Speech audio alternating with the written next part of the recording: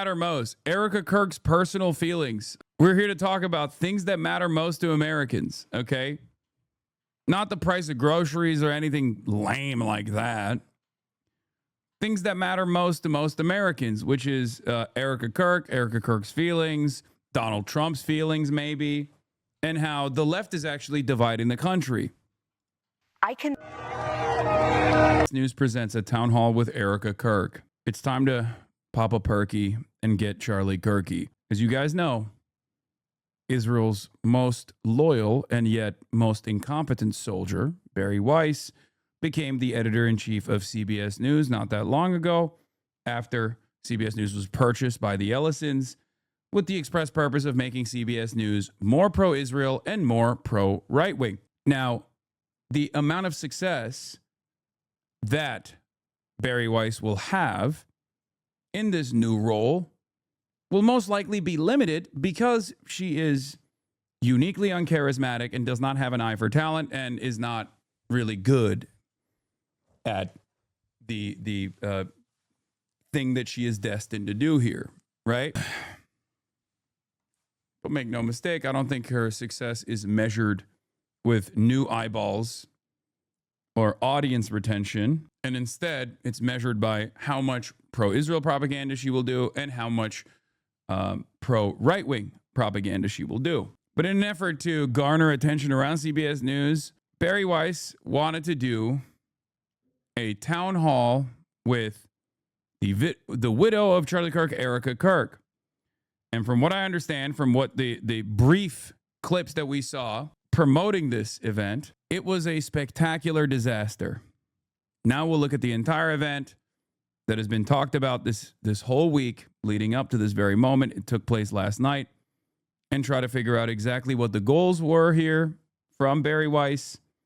But of course, the preliminary questions were leaked in order to fill the town hall with people as sympathetic to, Barry Weiss's worldview as possible. And once again, as I said already, big advertisers appear to be wary of CBS News' Barry Weiss town hall format. It's just not, it's not good. It's not good content. It's silly. It's shitty. It's transparent propaganda peddling with a very specific direction. And she's already flopping.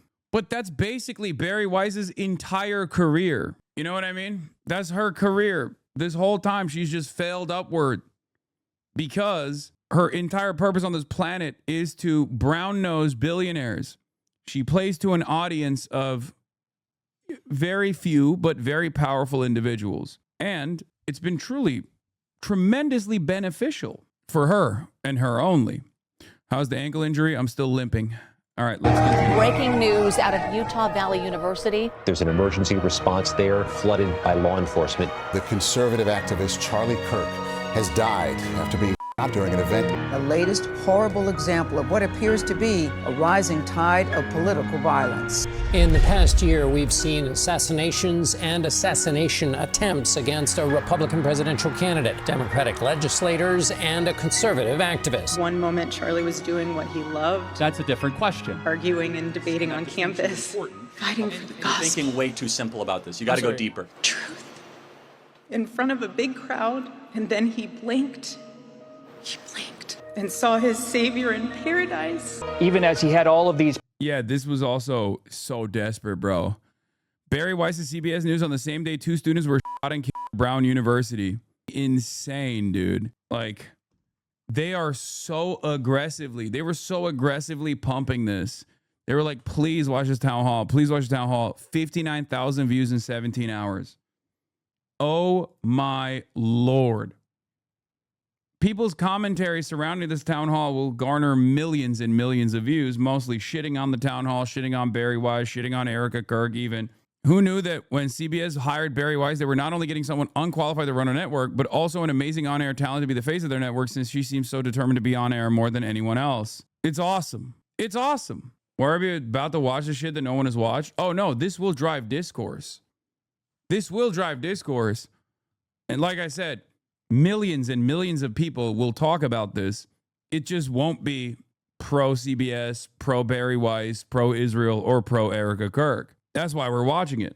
positions, many of them seen as controversial on different issues. He had a huge galaxy of support on America's right. When you stop the conversation, when you stop the dialogue, this is what happens. When we lose the ability and the willingness to communicate, we get violence. If you were to do this like maybe a week after Charlie Kirk was shot, this would have driven some interest and some positive feelings, I guess. Okay. But 3 months after, when everyone is on the Kirkification tip, when everyone is suspicious of Erika Kirk in general and has seen a lot of Erika Kirk and don't like it, it's just not. I mean, it's not going to bang at all. CBS News presents A Town Hall with Erika Kirk. Good evening. I'm Barry Weiss, editor-in-chief of CBS News, and I want to thank you so much for joining us tonight. Let me tell you why we're here. If you're watching this or you're sitting here in this room with me, you know what I know, which is that we live in a very divided country, a country where many people feel that they can't speak across the political divide.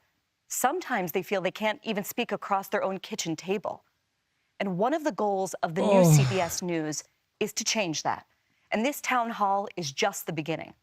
This is going to be the first of many conversations and debates on CBS News about the things that matter most, which are often the hardest to talk about. Yeah, things that matter most. Erika Kirk's personal feelings. We're here to talk about things that matter most to Americans, okay? Not the price of groceries or anything lame like that. Things that matter most to most Americans, which is Erika Kirk's feelings, Donald Trump's feelings maybe, and how the left is actually dividing the country. I can make one promise to you, and it's this. You will not agree with everything you hear tonight or in any of these other broadcasts.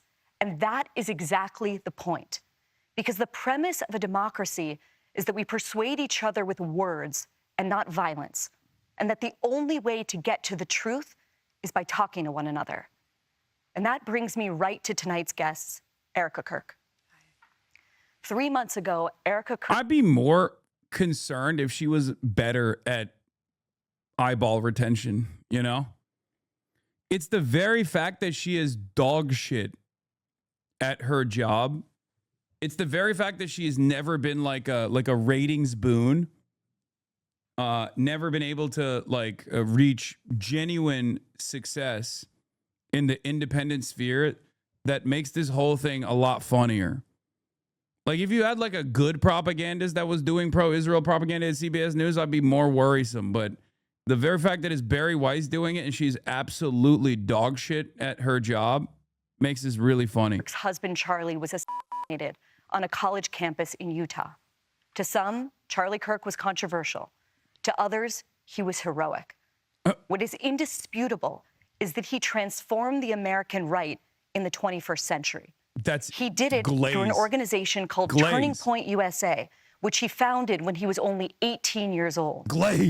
In the wake of Charlie's murder, Erika has now picked up his mantle. The mother of 2 young children, she is also now the CEO and chairwoman of Turning Point. Now, Charlie's murder was not an isolated tragedy. And tonight in the audience, we have other victims of the political violence that's ripping through this country. We also have religious leaders, college students, young Christians, and others invited by CBS News. You're going to be hearing from some of them tonight.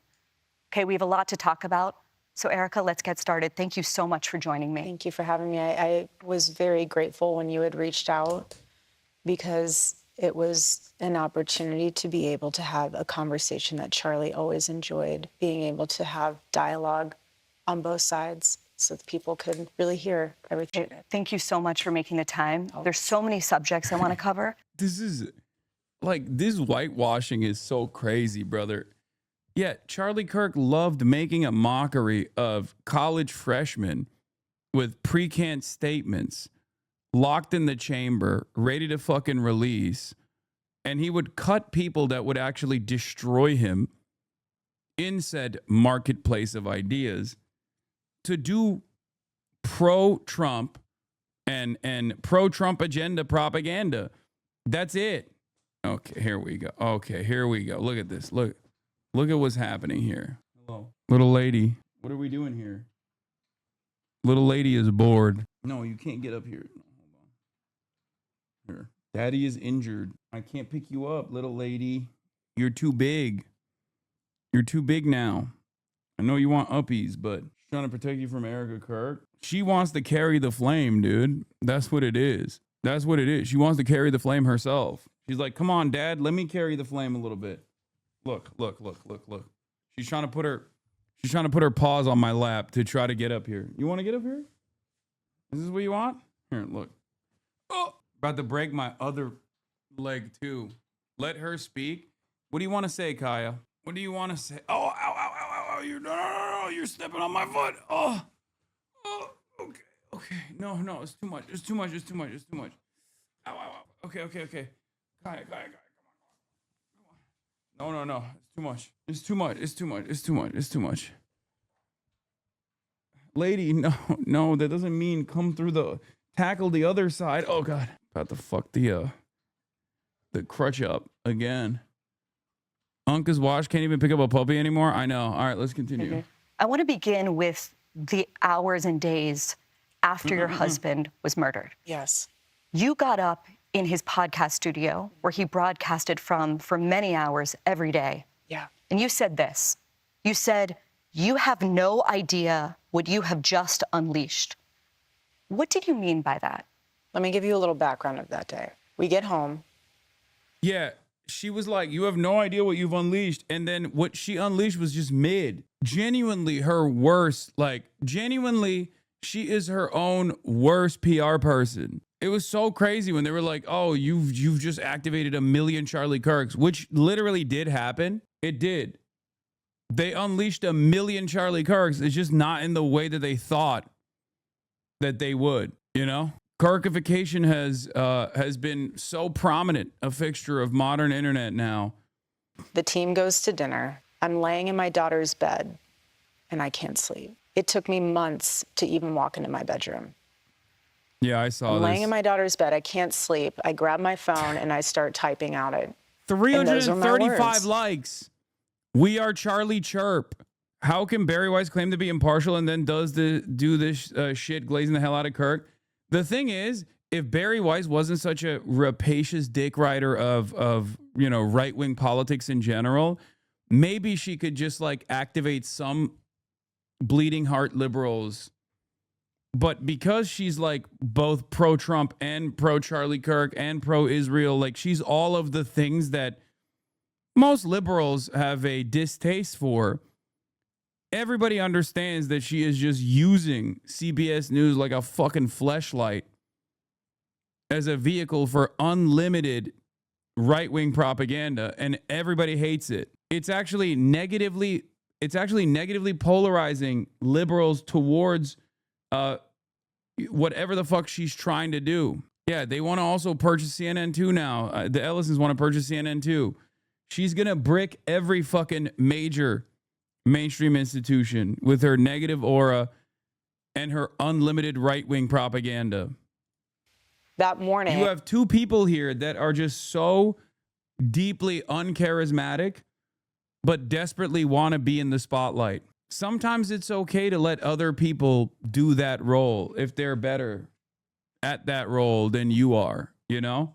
The team reached out to me and said, they think they got the guy. You should probably say thank you to the authorities and just make a statement. I said, okay. I wasn't afraid. They said, let's go to the office and let's discuss. We're at the office and they say, do you want to go live? Or we can easily, you know what? Yeah, let's do that. We can easily pre-record this. I said, absolutely not. My husband always went live. I have nothing to hide. We're fully transparent. What you see is what you get. If I start breaking down on live TV, I break down on live TV. My husband was assassinated. He didn't die in a car accident. So we go live. I write all of my own speeches. And when I said that, that is the Holy Spirit that is unleashed. Oof. That is a revival that's unleashed. That's not meant for call to violence. That's meant for people to understand that the Lord is moving in ways we have no idea. And God is going to use something so tragic to wake people up to realize that our life is short. He only lived 31 years.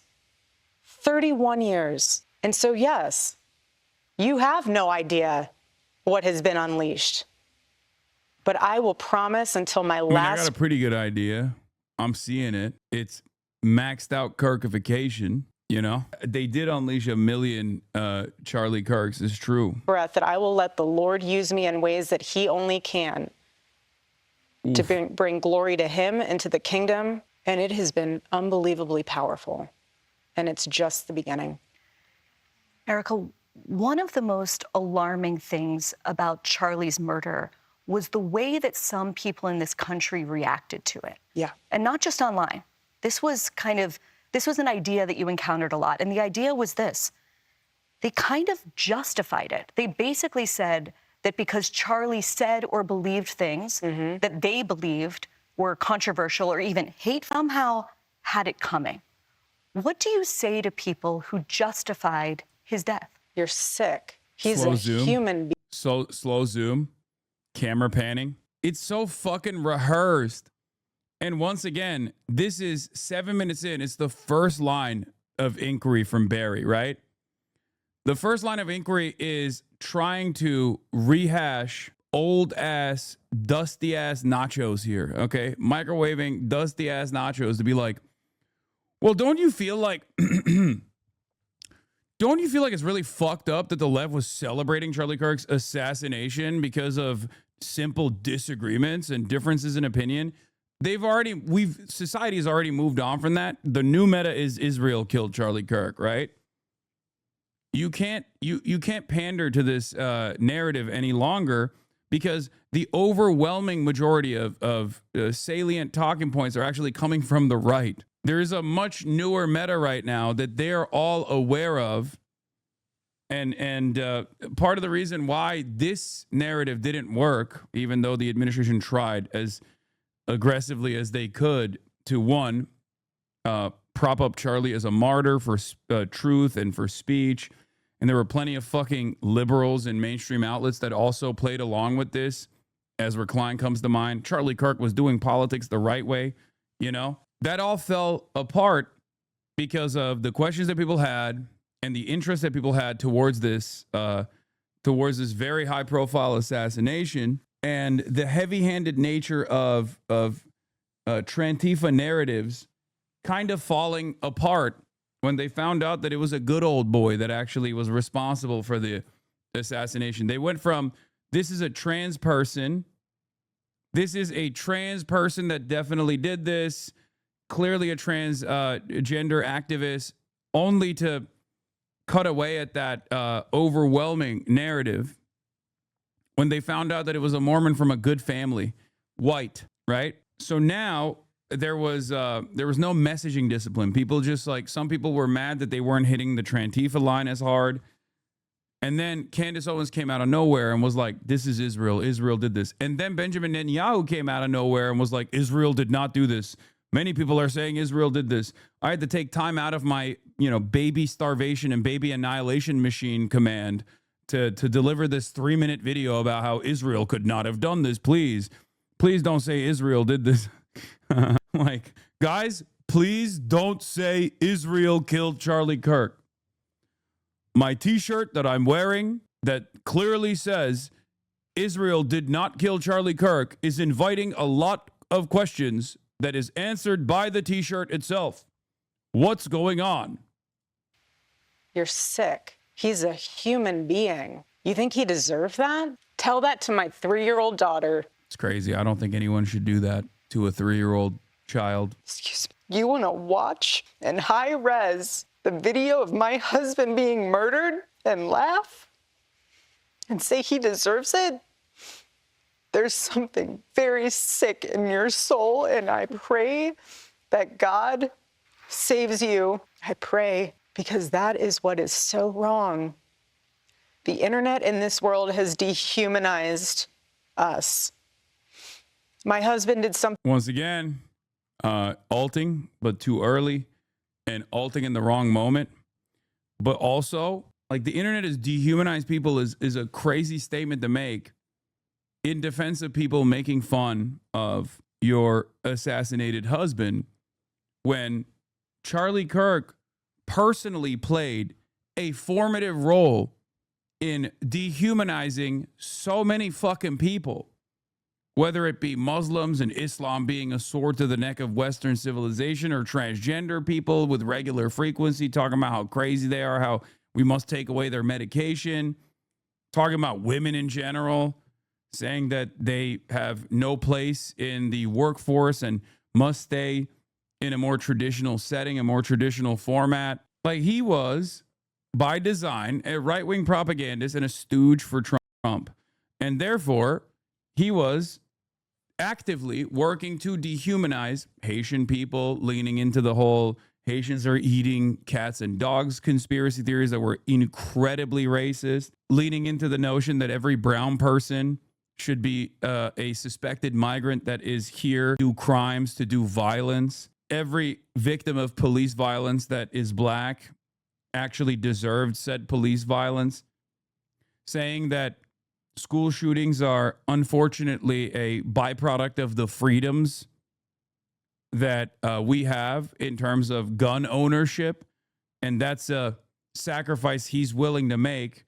Well, he died in a fucking school shooting. It's going to be quite difficult for people who have experienced one of the different ways in which Charlie Kirk has dehumanized people with his commentary to offer sympathy in that moment. His last words were talking about school shootings or mass shootings in the country.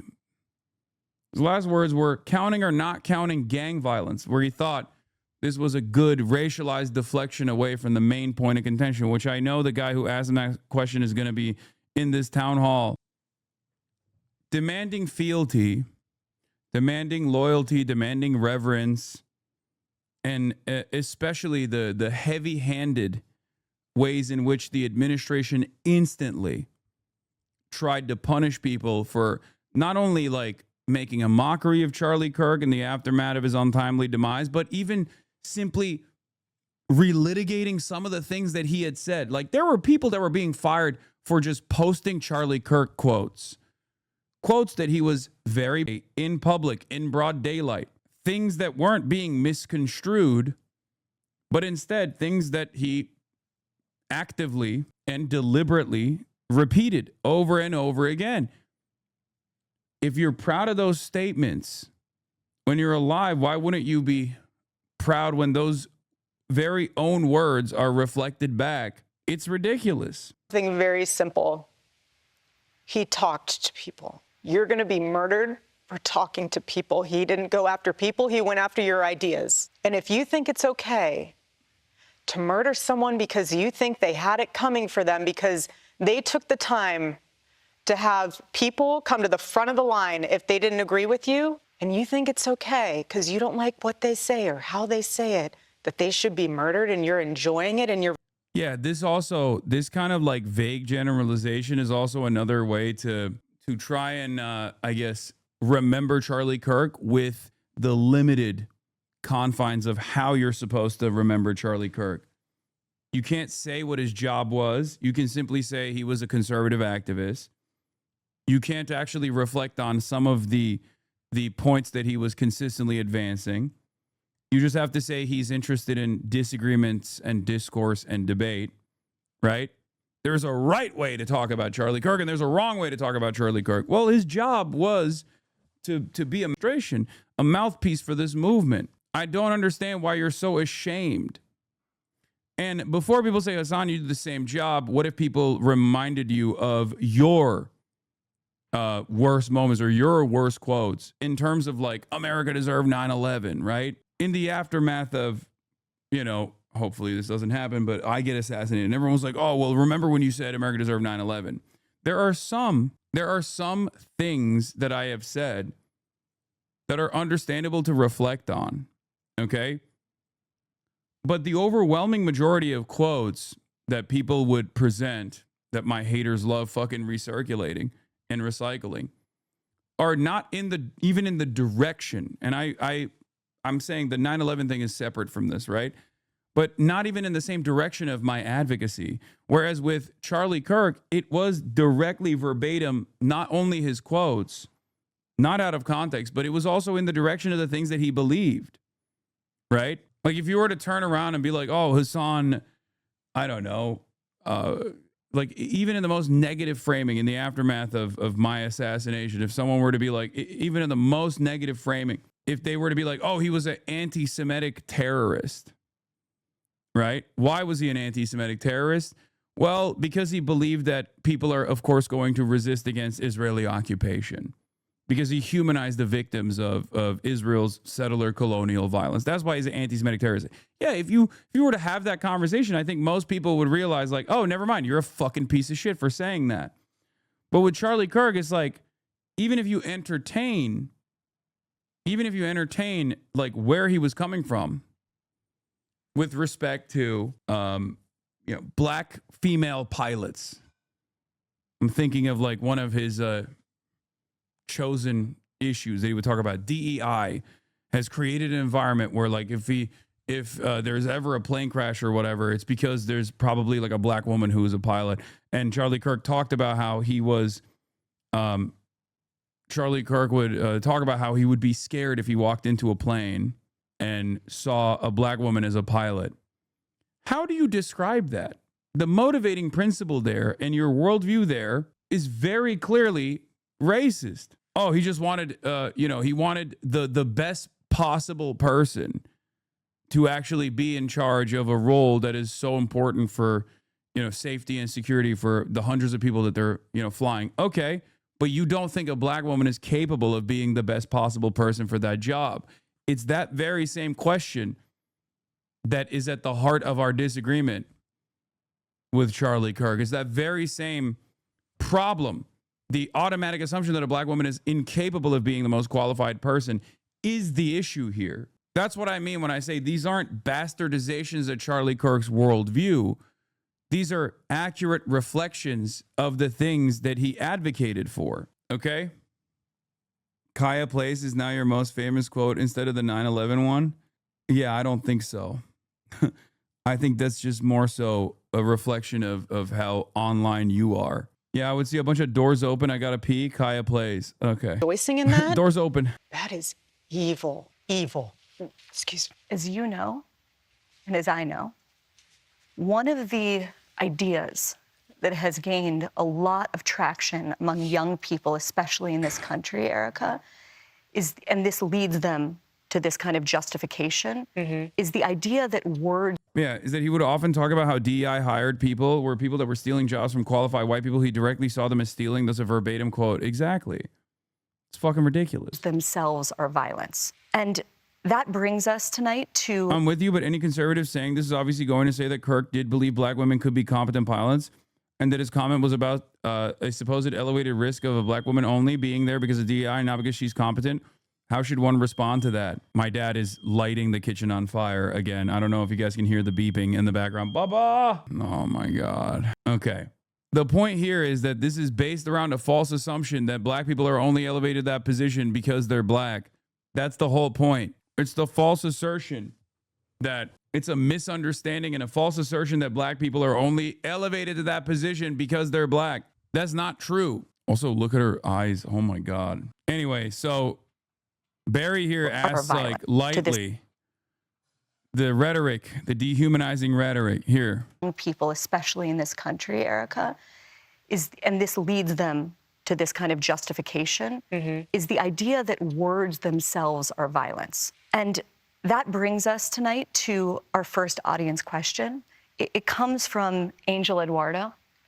Angel is a senior writer and editor for the civil libertarian group, the Foundation for Individual Rights and Expression, or FIRE, and he writes passionately about issues of free speech. Angel. Thank you, Barry. Excuse me. Hi, Erika. My condolences. A recent survey that we took after Charlie's assassination found that 90% of undergraduates believe to some extent that words can be violence. Another FIRE survey that we took earlier also found that 1/3 of surveyed students believe that using violence to stop disfavored speech can be acceptable, at least in rare cases. What's your response to those numbers? And what would you say to those students in particular? Well, for the people who say that my husband might have incited violence. As far as like fire being pro Kirk in any way, shape, or form here is also crazy because it's a First Amendment auditor institution. And Charlie Kirk quite literally had a teacher, like had a hit list for college professors that the Turning Point USA organization thought were dangerous, were teaching dangerous things. If you were like a sociology professor, for example, well, that's unacceptable. How dare you teach sociology? That's dangerous. You must be fired.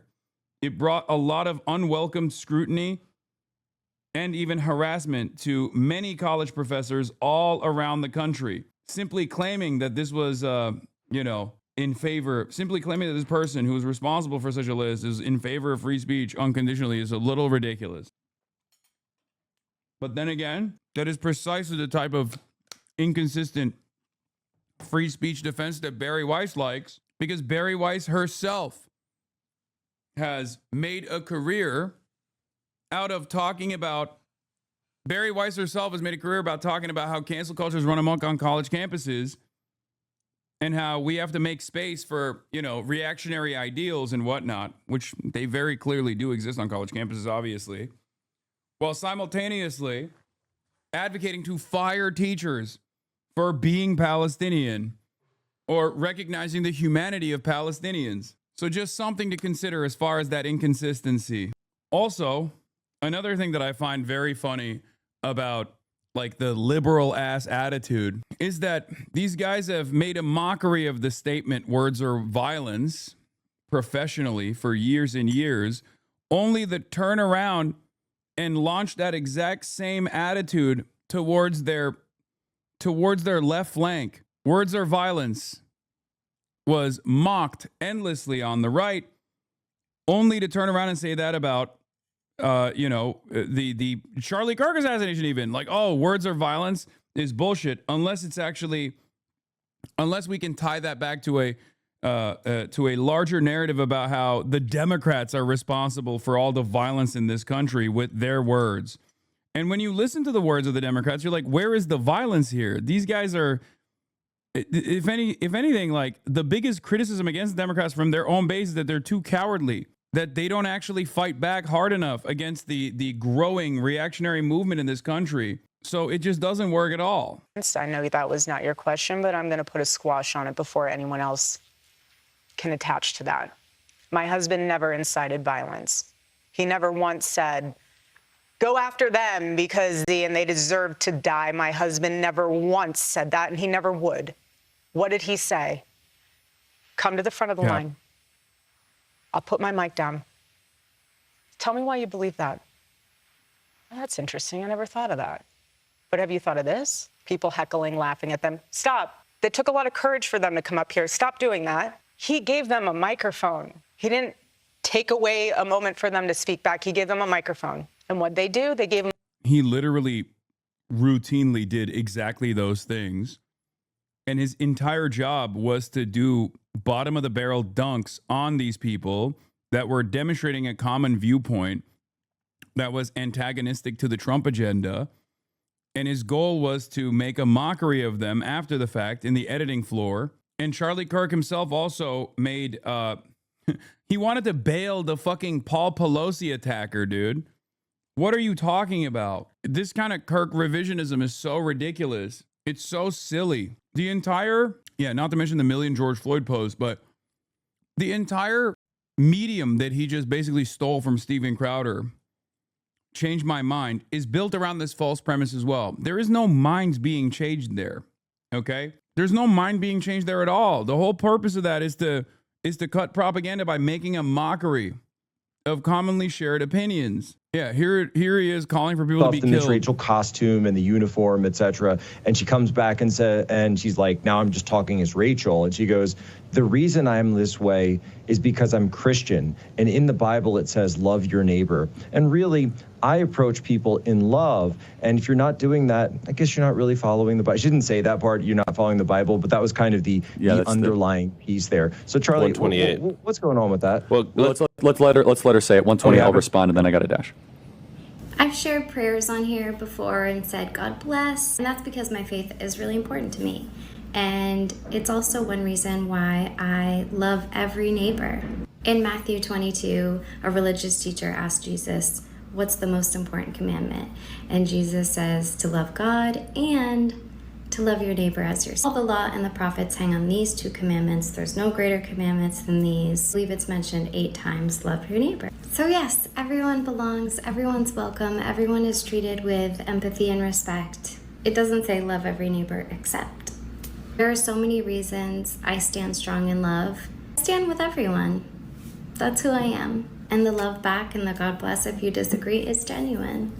Andrew?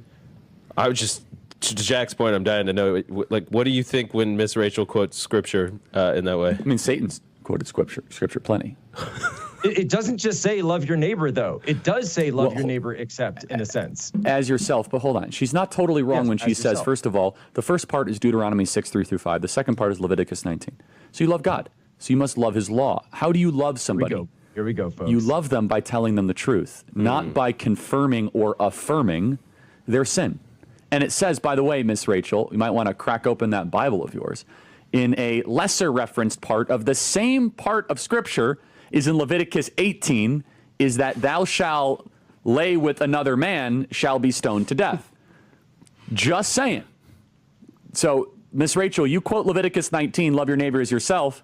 The chapter before affirms God's perfect law when it comes to sexual matters. I mean, that's one of the worst arguments, but here's a better one. And why is he still in jail? Why has he not been bailed out? By the way, if some amazing patriot out there in San Francisco or the Bay Area wants to really be a midterm hero, someone should go and bail this guy out. I bet his bail's like $30,000 or $40,000.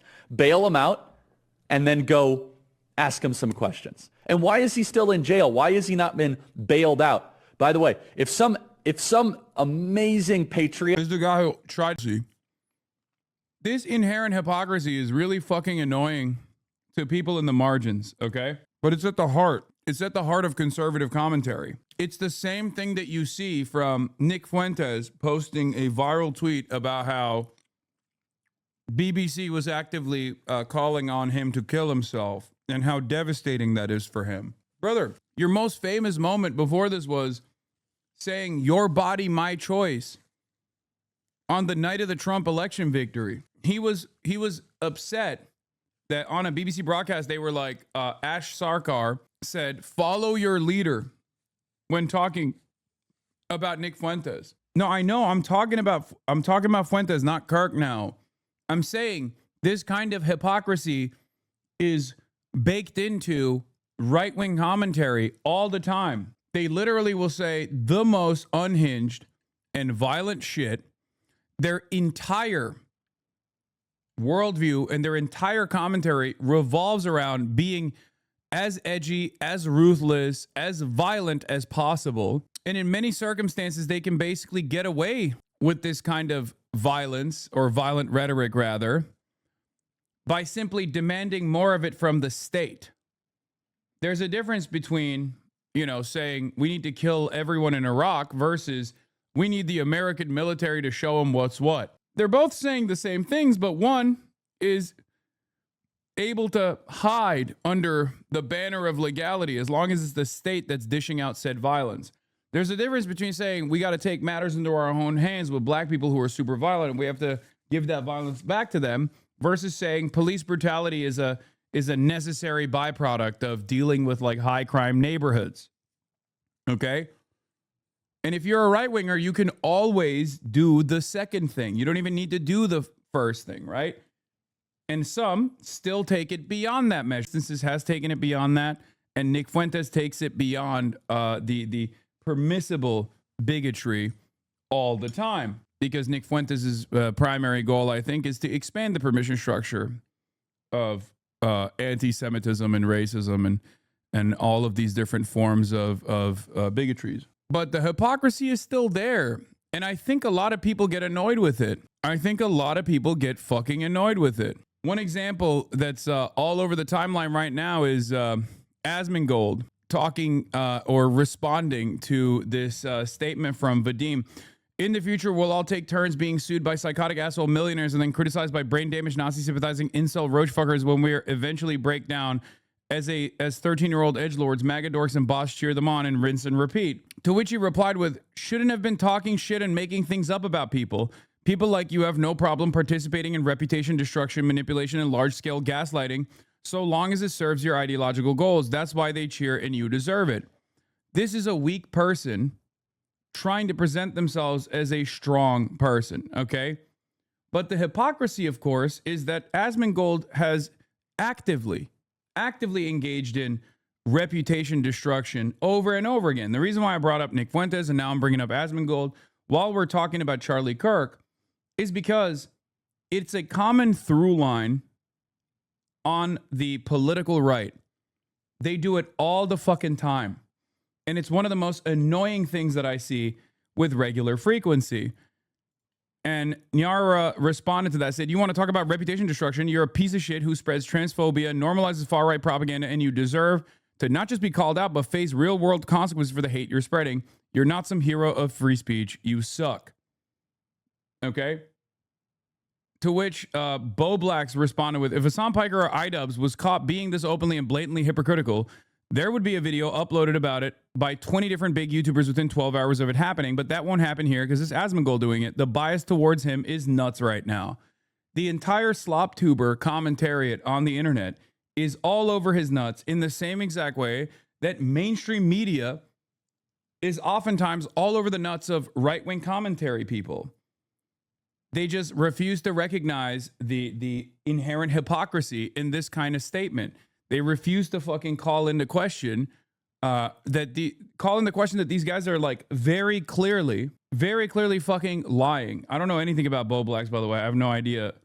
There's a bunch of people saying like Bo Blacks, extremely rare, Bo Blacks W. I don't know. But regardless, Bo Blacks was a slop tuber in your hater orbit. Oh, nice.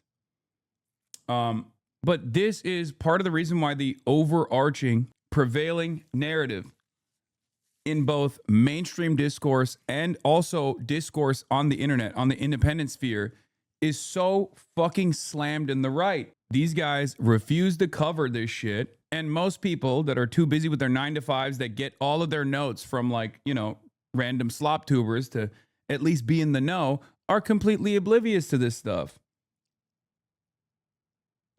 Do you understand? That's how you inadvertently design a media landscape where it is always people who are on the left that are under tremendous amounts of fucking scrutiny, oftentimes not even like legitimate scrutiny, being called hypocrites for things that they don't even believe, for example, or being called out for political positions that they don't even hold.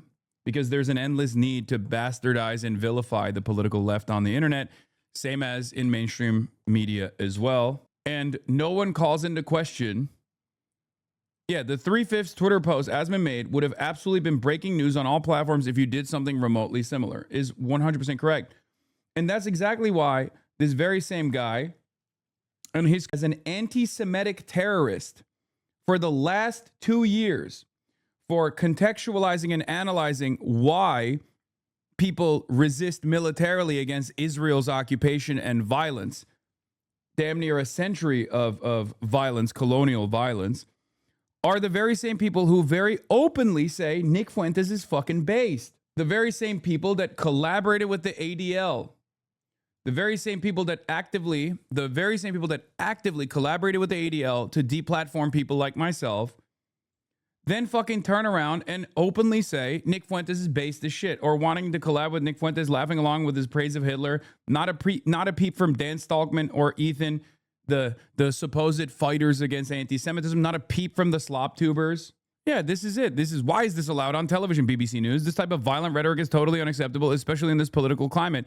This person should be fired and banned immediately. Enough is enough. You're Nick Fuentes, man. I can't believe it.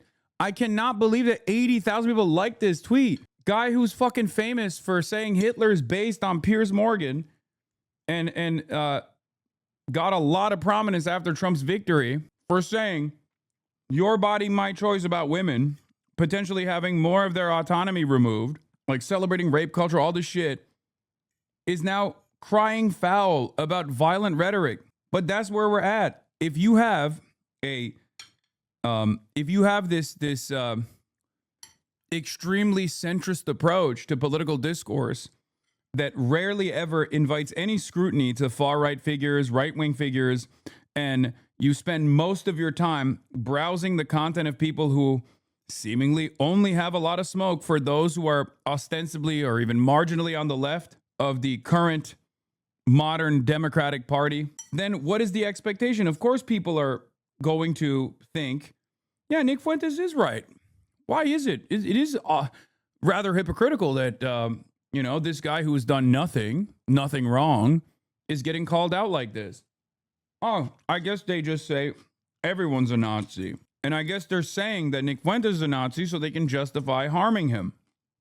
Because that's the prevailing narrative on the right. The reason why I'm saying this is because I don't think every single slop tuber is straightforwardly a Hitler-loving, anti-Semitic neo-Nazi.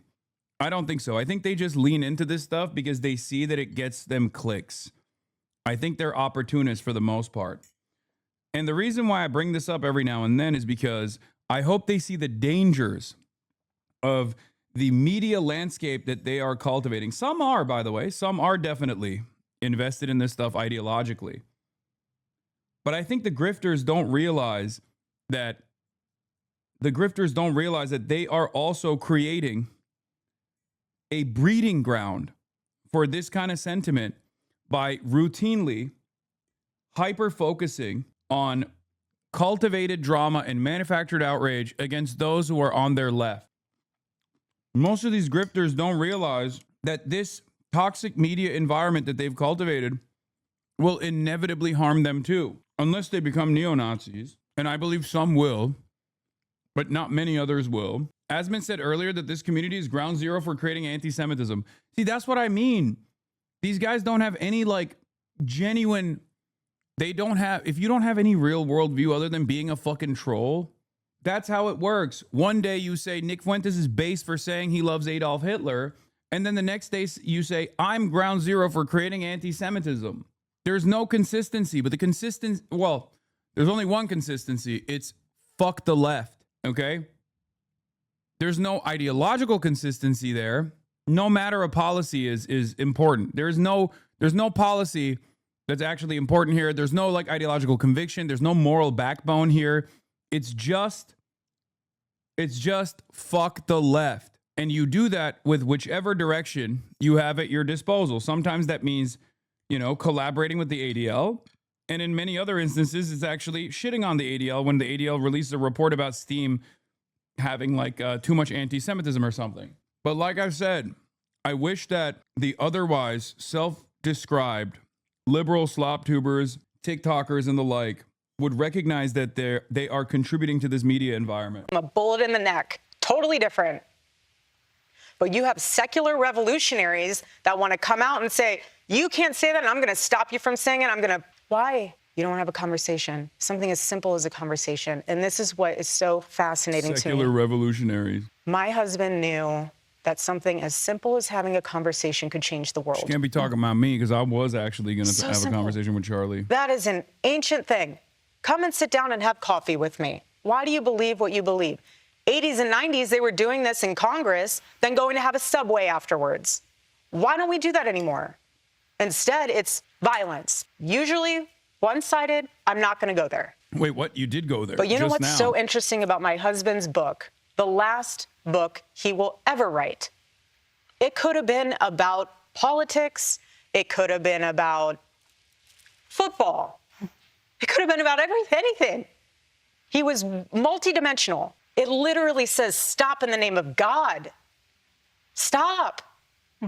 Stop the violence. Stop the hate. Have a conversation. Stop. And what he knew in that book was not just so much stop that, take a minute to get off of your phone and realize that we are all human, operating on this broken planet, all sinful, no one's perfect, and we're not getting out of here alive. But what he knew in that book was the balancing factor of communication. You cannot communicate with someone if you're not at peace with yourself. So he went on campus talking to a kid. They're screaming at him, screaming. Does he scream back? Not once. He sits there. And you know what he's thinking? It's in that book. Maybe you need to take a few hours. Get off your phone. Go for a walk in nature. Go sit and have a coffee. Go and tell your mother you love her. Go do something that is beautiful and healing instead of trying to tear something down that you did not build. And by the book, there was one famous moment where Charlie lost his mind. Remember? Against, in a debate with your boy, where Cenk was heckling him from the crowd, and he lost his dang mind. I live like a capitalist every day, Cenk. People thought he was saying a slur. He was just trying to say my uncle's name.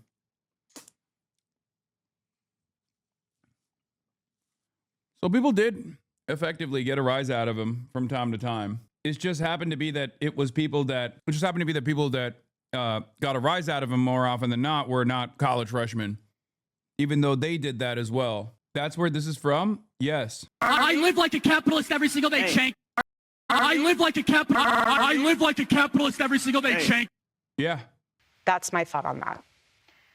We're going to talk about the book in a little bit, but I want to pick up on a theme that you've now hit on twice, which is the idea that the black squares that we all have in our pocket, our phones, yes, that they are doing something to us collectively, that they are dehumanizing us. Later, we'll even Barry was like, yo, we'll get to the book later. Come on, Erika. Talk about the conspiracies that are spreading right now on those platforms about who killed your husband. What do you recommend to people sitting in their practices to disconnect, to reconnect by disconnecting? Well, like my husband, I took all of it off my phone. All social media off your phone? No, I don't have it on my phone. I have a team that helps run it. Did I unironically know Charlie Kirk for longer than Erika Kirk? Yes. I've known Charlie Kirk since 2017. I don't know when he married Erika, but when I first met him, she was not a part of his life, I'm pretty sure. I really, everyone has an opinion about me. I could care less. You know what I care about? I care about what my daughter says about me and her running up into my arms and loving on me. That's what I care about. One of the things that has happened over the 3 months since Charlie was murdered is that people have gone through the thousands, maybe tens of thousands of hours of words he produced. He said more in 31 years than most people will say in a lifetime. Yes. And I want to read a few that have captured the most attention, especially on the political left, okay? Yeah. Some gun deaths were, quote, unfortunately worth it to preserve the Second Amendment, he said. Ooh. Acknowledging that he wishes he didn't feel this way, he said, I'm sorry, if I see a black pilot, I'm going to be like, boy, I hope he's qualified. He said the Civil Rights Act of 1964 was a mistake. Now, I realize that all of those quotes come from longer conversations that he had on his show. Correct. But he did say those things. And Charlie is being memorialized by many people as a person who promoted. I'm going to be honest. If Barry Weiss had any understanding of how to drive clicks, she would be daggering Erika Kirk the entire time. I just realized if she was just like trying to debate Erika Kirk aggressively, overnight she would become a sensation. Because I know she like agrees with Charlie and doesn't want to fucking present Charlie Kirk as like a bad person. But even then, like the brief mention of some of Charlie Kirk's highlights is enough for her to feel pissed off. Civil discourse as a person who said, come to the front of the line, let's have a civil conversation. How do you square that with the statements I just read? I would love for everyone to be able to watch the full and entire clip of what he said. Charlie didn't care what skin color you were. He didn't care what religion you were. He loved excellence. He loved knowing that people, his favorite word was earn. He loved knowing that people worked hard to earn what they got. He worked so hard to build Turning Point USA. The first statement you meant about guns and shooting, I have no idea the context of that, and I have no idea that whole, there's a lot more there than just that one little sentence. My husband is not to be deteriorated to 2 sentences.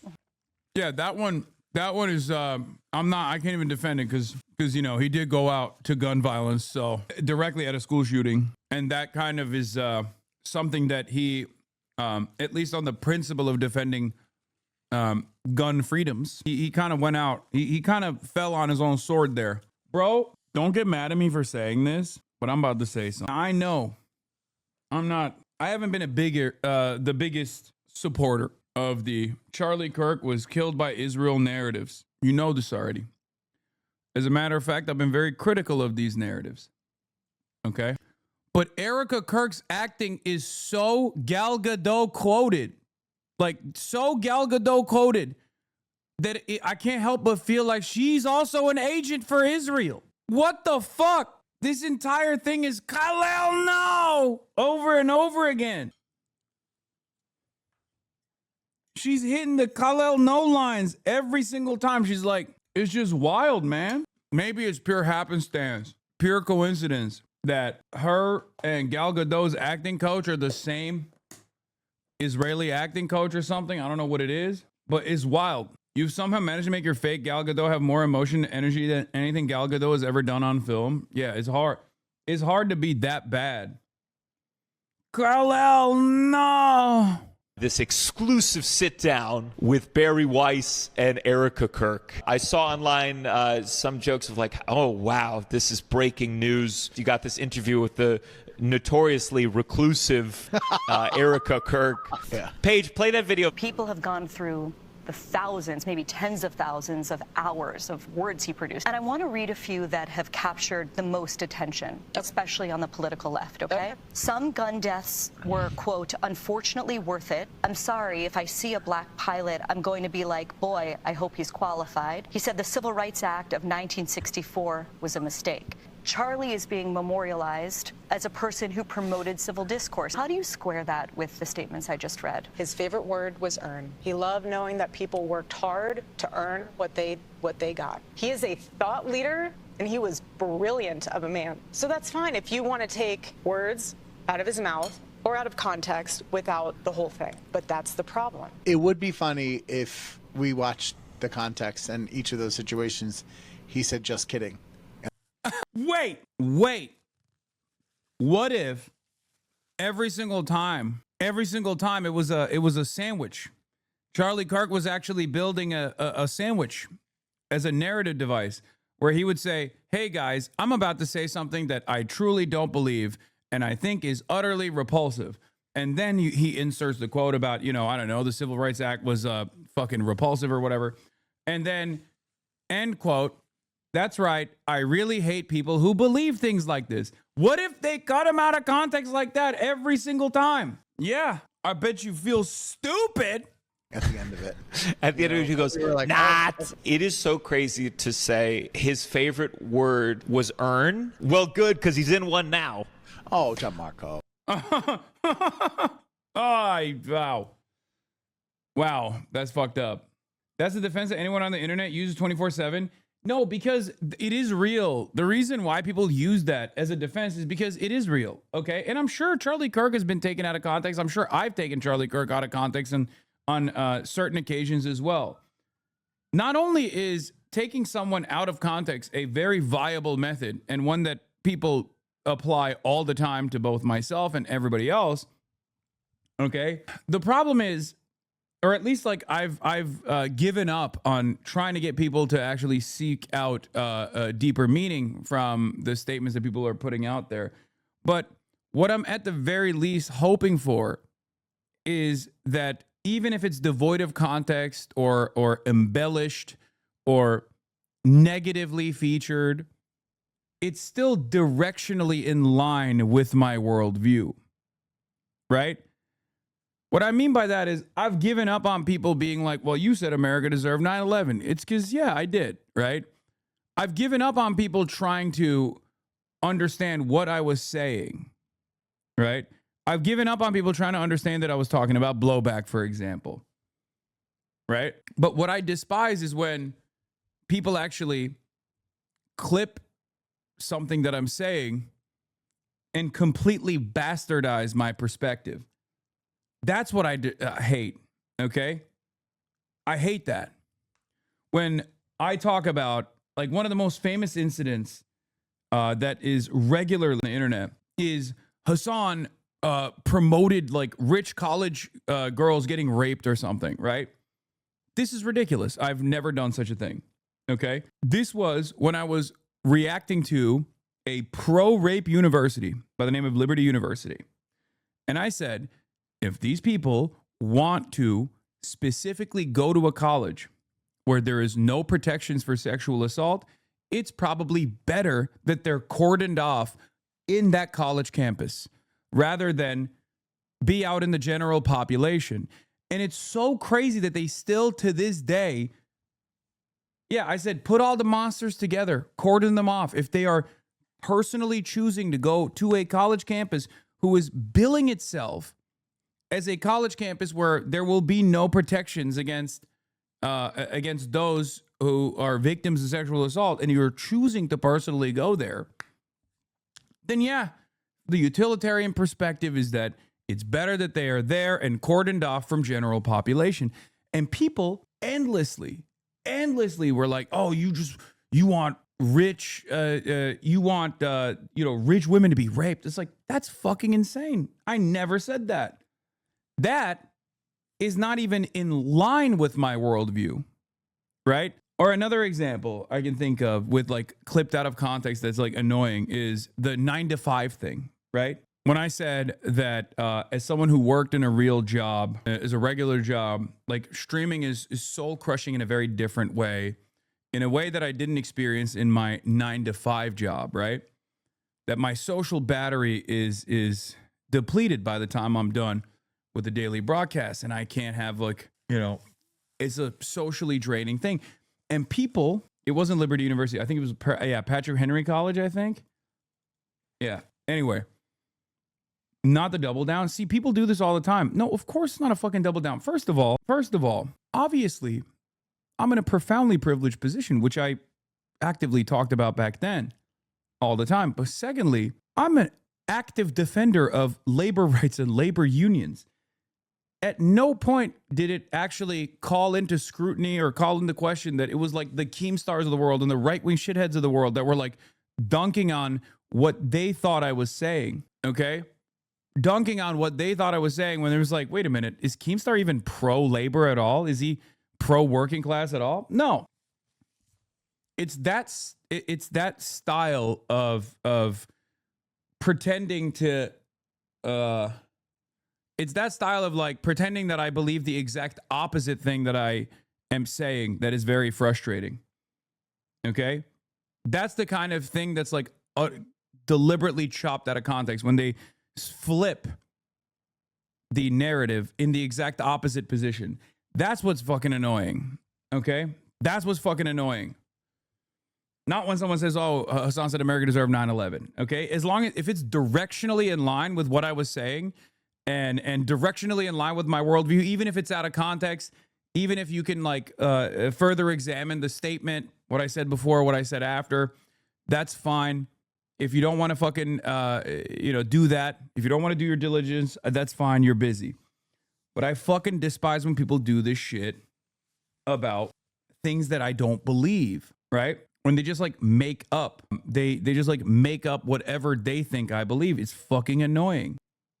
The reason why I'm bringing this up is not to do a woe is me thing, right? Here's one narrative that's being formed by a clip right now. Hasan blames Israel for a recent anti-Semitic terrorist attack. If the additional context does not actually turn around and change the meaning in its entirety, then you weren't clipped out of context. That's it. So in many circumstances, when like people use that as a weapon or as a deflection, what's frustrating is in Charlie Kirk's instance, in all the instances where they complain that he's being clipped out of context, he's not actually being clipped out of context at all. The context makes it worse, Man moment. Not everything is bait, chat. People disagree. Just because they weren't right doesn't mean you were. Now that college girl take is wild. I mean, you've said stupid shit. That doesn't mean overall you're someone who should be canceled, but I wish you just take accountability for your weird takes like the college girl's victim blaming. No, you're misunderstanding my point, man. I'm not doing that. I'm not doing that at all. But this is precisely the reason why that kind of narrative works. Okay. This is precisely the reason why that kind of narrative works, because they know, like, right wingers know that if they concern troll about a thing that I don't believe, about a thing that, like, they're claiming, there are always gullible leftists that will fucking lean into it. Okay? There are always people. This is also the other reason why the right is seen as like a comfortable safe haven for a lot of people in the margins, because they never have this tendency. They'll just be like, yeah, fuck off. He said what he said. Suck my dick. Right? So there is always, like, they can say whatever they want. They can get away with saying whatever the fuck they want. And to the average person that doesn't care about this sort of thing, that doesn't care about politics at all, they see this, like, relative comfort that comes, the relative freedoms that come with this laissez-faire attitude that the political right has, as opposed to the political left. Do you see what I mean? He's not. He is a thought leader, and he was brilliant of a man. So that's fine if you want to take words out of his mouth or out of context without the whole thing in perspective. But that's the problem. Does it bother you that people are picking out those statements and Yeah, Charlie Kirk wanted public executions. That's another thing, right? drawing an entire picture of who he was? Again, that's the problem. You're not having a conversation. You're having a 15-second clip on the internet to define your thought of who someone is, instead of taking the time to educate yourself on truly who that person is, what they thought, because why? They challenged you. People think Alex Jones out of context too. You got to watch his entire video history first before you judge. I mean, let's be real. This does happen. This does happen. There are people who professionally sit in the chats of other people, or professionally are media watchers, media watchdogs, that are actively looking for things that they can clip, like clippable moments. You know, for Nick Fuentes' audience, his clippable moments are moments that have a lot of impact that can reach out to as broad of an audience as possible. For someone like myself, I have a lot of fucking haters who will sit in this chat, as I'm sure, considering that I talked about the Bondi, Bondi Hanukkah festival being shot at in an anti-Semitic instance of violence, right? Like, they were literally waiting to seize on the opportunity to see if there's anything that they could potentially weaponize. They're probably still in here. Yeah, Kirkable moments, exactly. So there is a reality around this sort of thing that you can't always understand. It's happening right now. They posted it. See, exactly. They post it, they boost it, and they go crazy over it. And and then there's like a cycle of discourse that revolves around it. I'm sure they posted something, right? The problem is that doesn't mean that everything is out of fucking context. Okay? Especially if it's in line with what you actually are defending, especially if it is in line with what you actually believe. To think a little different. Like, you can look at Charlie Kirk's whole body of work and get a pretty good assessment. Again, my husband. It's crazy how much of your audience actively fucking hates you. They don't. I don't know where you're coming up with this. This is pure copium from the stalker communities. Like, another example I can give you is this. Okay, actually, an even better example than the ones I used. When people say Hasan is transphobic, or when people say Hasan is racist, anti-black, white supremacist, I have a 12-year body of work that you can literally look at to see if that's real or not. 8 hours a day, pretty much every single fucking day for the past 6 years, and even longer than that, right? You can just straight up look to see whether or not that's true or not. I have tens of thousands of hours of commentary on all of these issues. It's objectively untrue, right? It is objectively untrue. And it's a standard that is impossible for the average person to even to even abide by. What average person can literally have 12 years of endless advocacy and commentary on all of these political issues. None of them.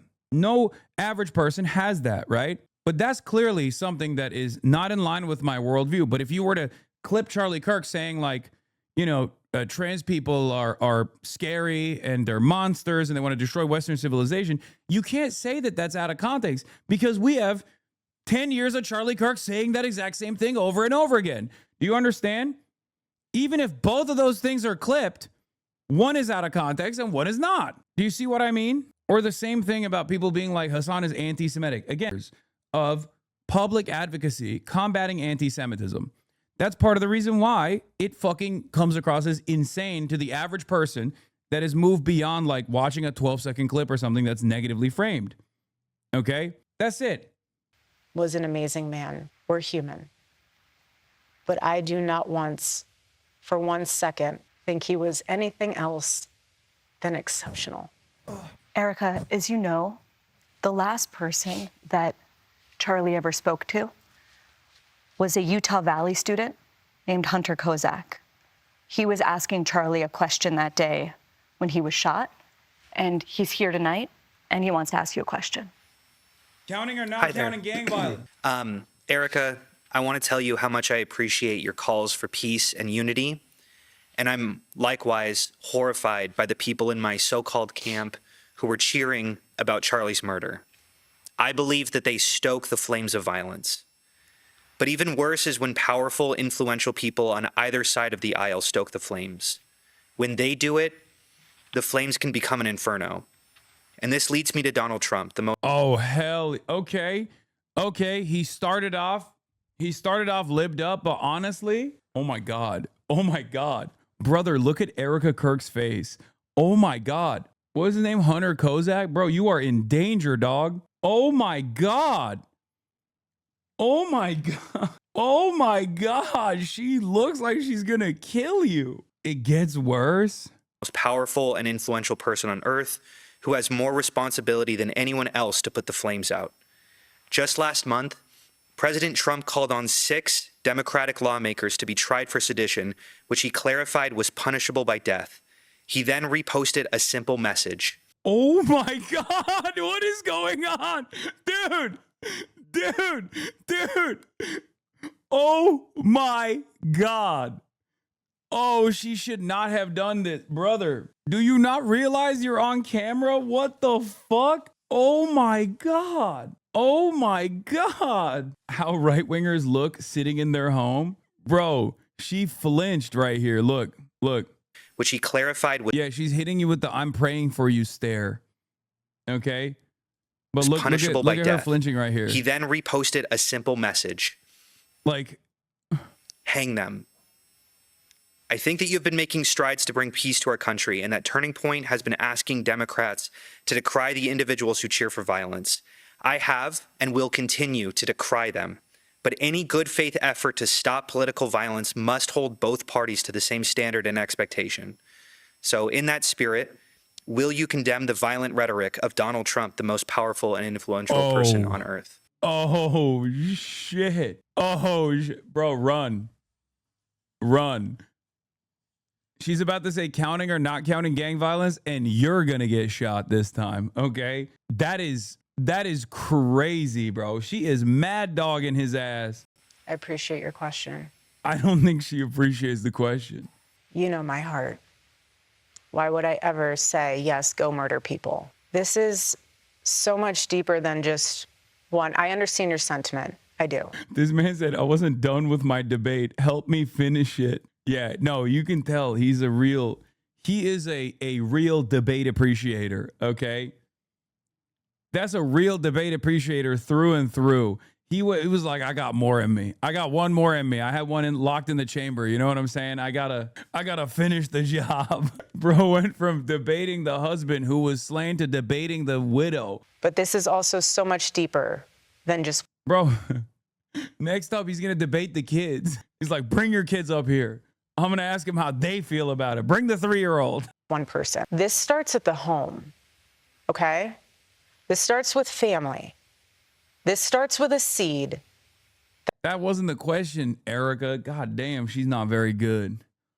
That's not the question at all. The question was, do you condemn Donald Trump for saying hang them all in the same week that everyone was talking about political violence is coming because like people are consistently beefing up the violent rhetoric?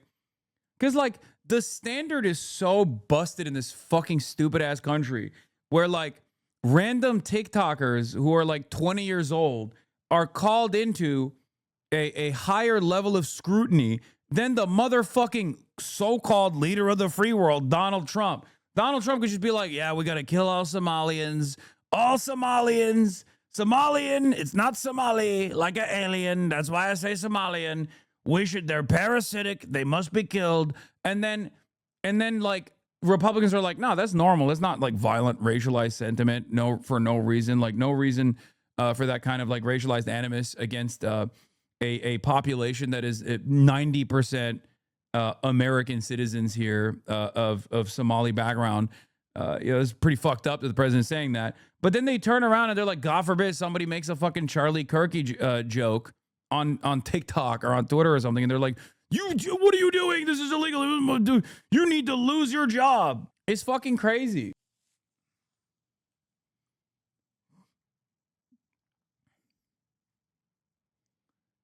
And her response to this is also incredibly silly.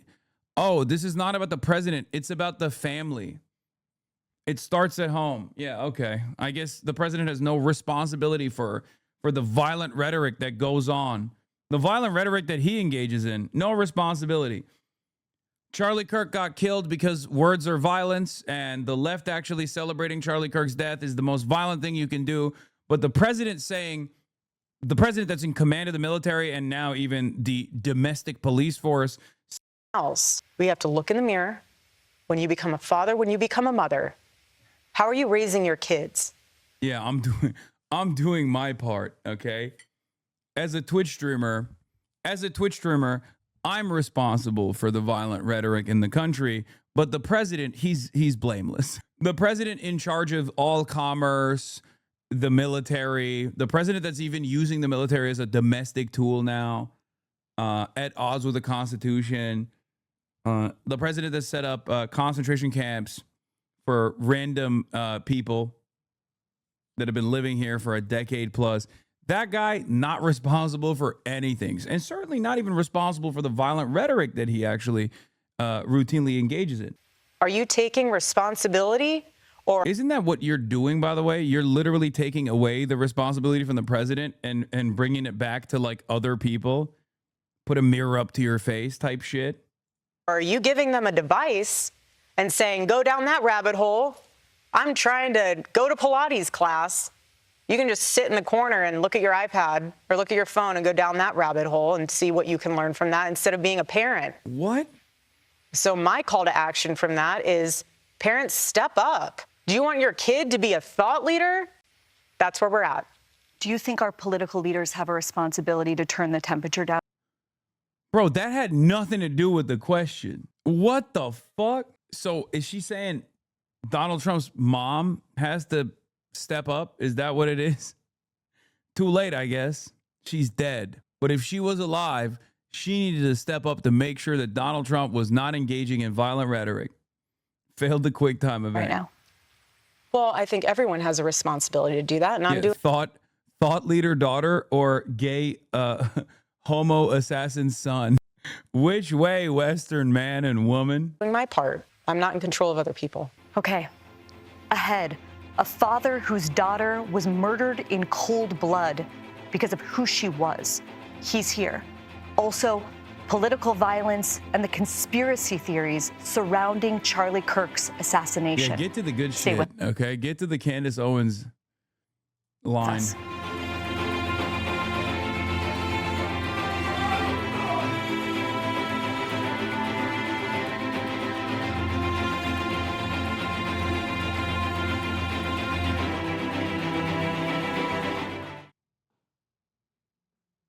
Never before has conservatism, the ideas of freedom, liberty, American exceptionalism have been so popular on these college campuses. Welcome back to our CBS News Town Hall with Erika Kirk. Bob Milgram is the father of Sarah Milgram. Sarah was fatally shot last May outside the Capitol Jewish Museum in Washington, D.C., alongside Yaron Lashinsky, her boyfriend. Sarah was just 26 years old when she was killed. Bob, thank you so much for being here. Thank you, Barry. Hello, Erika. Just as our family could not anticipate the pain we've been going through following the murder of our daughter, Sarah, there is no way I can understand the pain that you and your children are going through as a result of Charlie's tragic death. Our daughter was killed because of anti-Semitism, hate against Jews, and hate against the Jewish homeland, Israel. We know about the growth of anti-Semitism on the left, including here in New York City, where the mayor-elect still will not condemn the phrase, globalize the intifada. What I want you to address is growing anti-Semitism on the right, including Holocaust denial, anti-Zionism, and the normalizing of centuries-old conspiracy theories about Jews. Will you here condemn the individuals spreading that hate and speak out clearly enough against anti-Semitism so we can prevent another tragedy? Yes, sir. First of all, I'm so sorry. You and I are a part of a very small club. Painful, but you're in good company, and I will pray for you. It sucks, doesn't it? Wait. Hate is hate. It's evil. Charlie and I have always been very clear on our stance. Israel, Jewish people. It's awful. Oh, is this the, oh my God, they're doing a globalize the intifada bar here? Oh my God. Oh, dude, this is gonna fuck people's brains up so hard. Hold on. Sarah was fatally shot last May outside the Capitol Jewish Museum in Washington, D.C., alongside Yaron Lashinsky, her boyfriend. Sarah was just 26 years old when she was killed. Bob, thank you so much for being here. Thank you, Barry. Hello, Erika. Just as our family could not anticipate the pain we've been going through following the murder of our daughter, Sarah, there is no way I can understand the pain that you and your children are going through as a result of Charlie's tragic death. Our daughter was killed because of anti-Semitism, hate against Jews, and hate against the Jewish homeland, Israel. We know about the growth of anti-Semitism on the left, including here in New York City, where the mayor-elect still will not condemn the phrase, globalize the intifada. Yo, if this is such a scary fucking phrase, which it's not, by the way, it's just only scary because it's fucking Arabic, okay? No one would be complaining if they were saying globalize the uprising, okay? Just remember that always. But also, if it was globalize the uprising, they wouldn't be consistently saying it wrong. I can't stand when people are like, oh, this phrase is so scary. It's so damaging. It means murder all the Jews. And they don't even fucking say it right. Every time, bro. Every fucking time. I cannot believe it. Oh, they globalize the infertada. Globalize the empanada. Let's be honest. They probably will be complaining about uprising too. Yeah, but it wouldn't hit the same. It just wouldn't hit the same. It would be even sillier. Yeah, veganize the empanadas. Speaking of empanada, are you going to respond to his recent video on you and Mike? Fuck no. Of course not. I am a sheepdog, a shepherd for Zionism and the Democratic Party. I am a America loyal servant of the American Empire, America defender. What I want you to address is growing anti-Semitism on the SS on Pike right, including Holocaust denial, anti-Zionism, and the normalizing of centuries-old conspiracy theories about Jews. Will you here condemn the individuals spreading that hate and speak out clearly enough against anti-Semitism so we can prevent another tragedy? Yes, sir. First of all, I'm so sorry. You and I are a part of a very small club. What? Painful, So wait, when it's the president saying the left must be assassinated, we got to go back to the drawing board and hold the parents responsible, you know? But when it's violent rhetoric coming from the left again, and maybe even the right, all of a sudden there is a words or violence narrative that you can arrive at. Interesting. I just think that's strange is all, you know? Kind of feels like this is a little bit one-sided. Why won't you tell him that, you know, it's up to the parents? Starts at home. Why don't you tell him it starts at home? I'm confused because that's what you said when you were asked whether you would condemn the president saying that we should hang them all. Well, I don't understand why you're not telling the father whose daughter was killed that it just starts, you know, it just starts with the parents. It starts with the home. But you're in good company, and I will pray for you. It sucks, doesn't it? Hate is hate. It's evil. Charlie and I have always been very clear on our... Hate is evil. You are Charlie Kirk's widow. Clearly, not all hate is equal for you. Because Charlie, for the most part, demonstrated a lot of hate, by your definition, something evil, for pretty much every single subcategory in this country, with the exception of, like, I guess, white Christian men, and maybe at times like defenders of Israel. I wouldn't even say that he wouldn't like entertain anti-Semitic rhetoric, because he did do that every now and then as well. Definitely a lot less than he did all of the other kinds of bigotries that he openly demonstrated and defended. My husband was assassinated. Totally sucks. Our stance, Israel, Jewish people, it's awful, awful. Anti-Semitism is what healing factor comes out of hating Jewish people? What healing factor comes out of hating Christians? What healing factor comes out? Hate Muslims in general. Nothing. Charlie always would say very clearly, Jew hate was brain rot. He would always say it. We've been to Israel twice together, and to be able to walk in the place where our Lord walked and see the Bible come to life in Technicolor, how could you hate that place? How could you hate? Yo, wait, first of all, no mentions of Muslims, of course. But also, why did you bring up Israel now all of a sudden? You know? He was talking about growing anti-Semitism on the West. Who brought Israel into the equation? What the fuck does that have to do with anything? I mean, he did, but like her own personal experiences with Israel is not pertinent to the conversation. I guess he mentioned Israel. Okay, fair. In the place where our life in Technicolor, how could you hate that place? How could you hate the Jewish people? Yeah, what Israel is doing, is very biblical.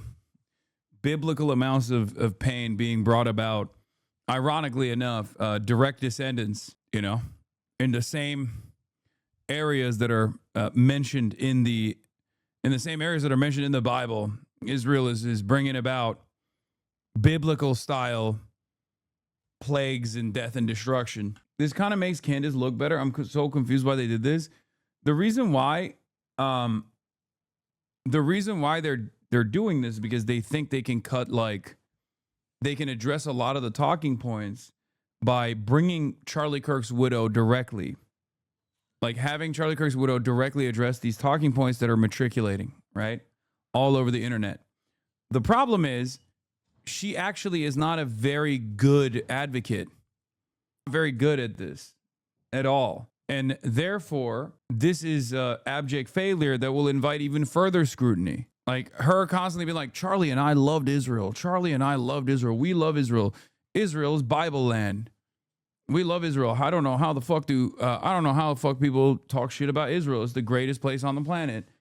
I don't think it's gonna play well for any conservative that's tuning in that already is like, questioning America's foreign policy with respect to Israel.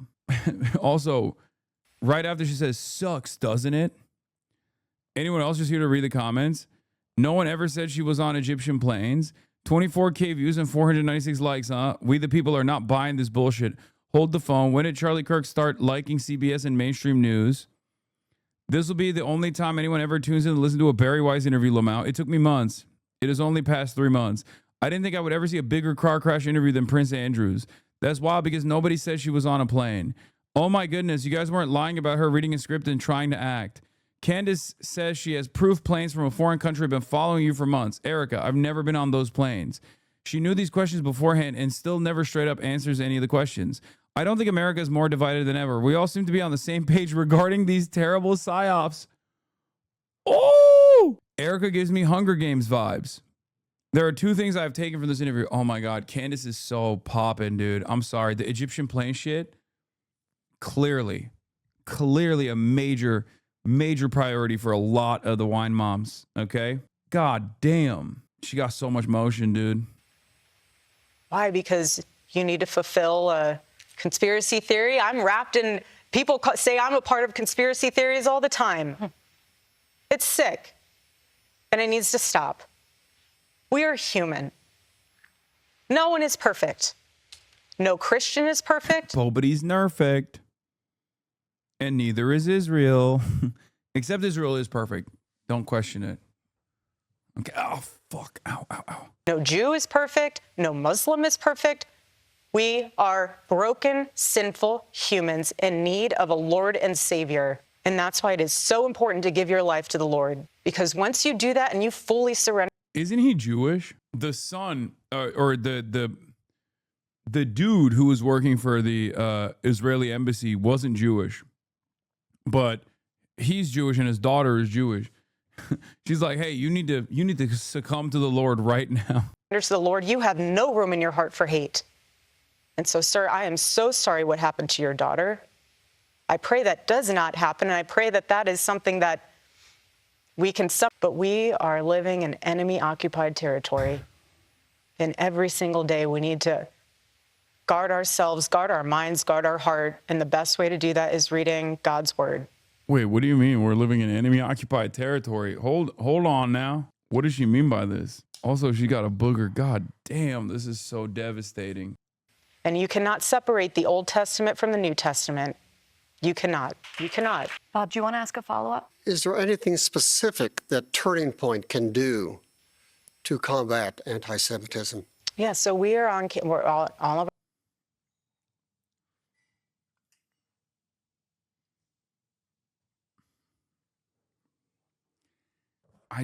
okay.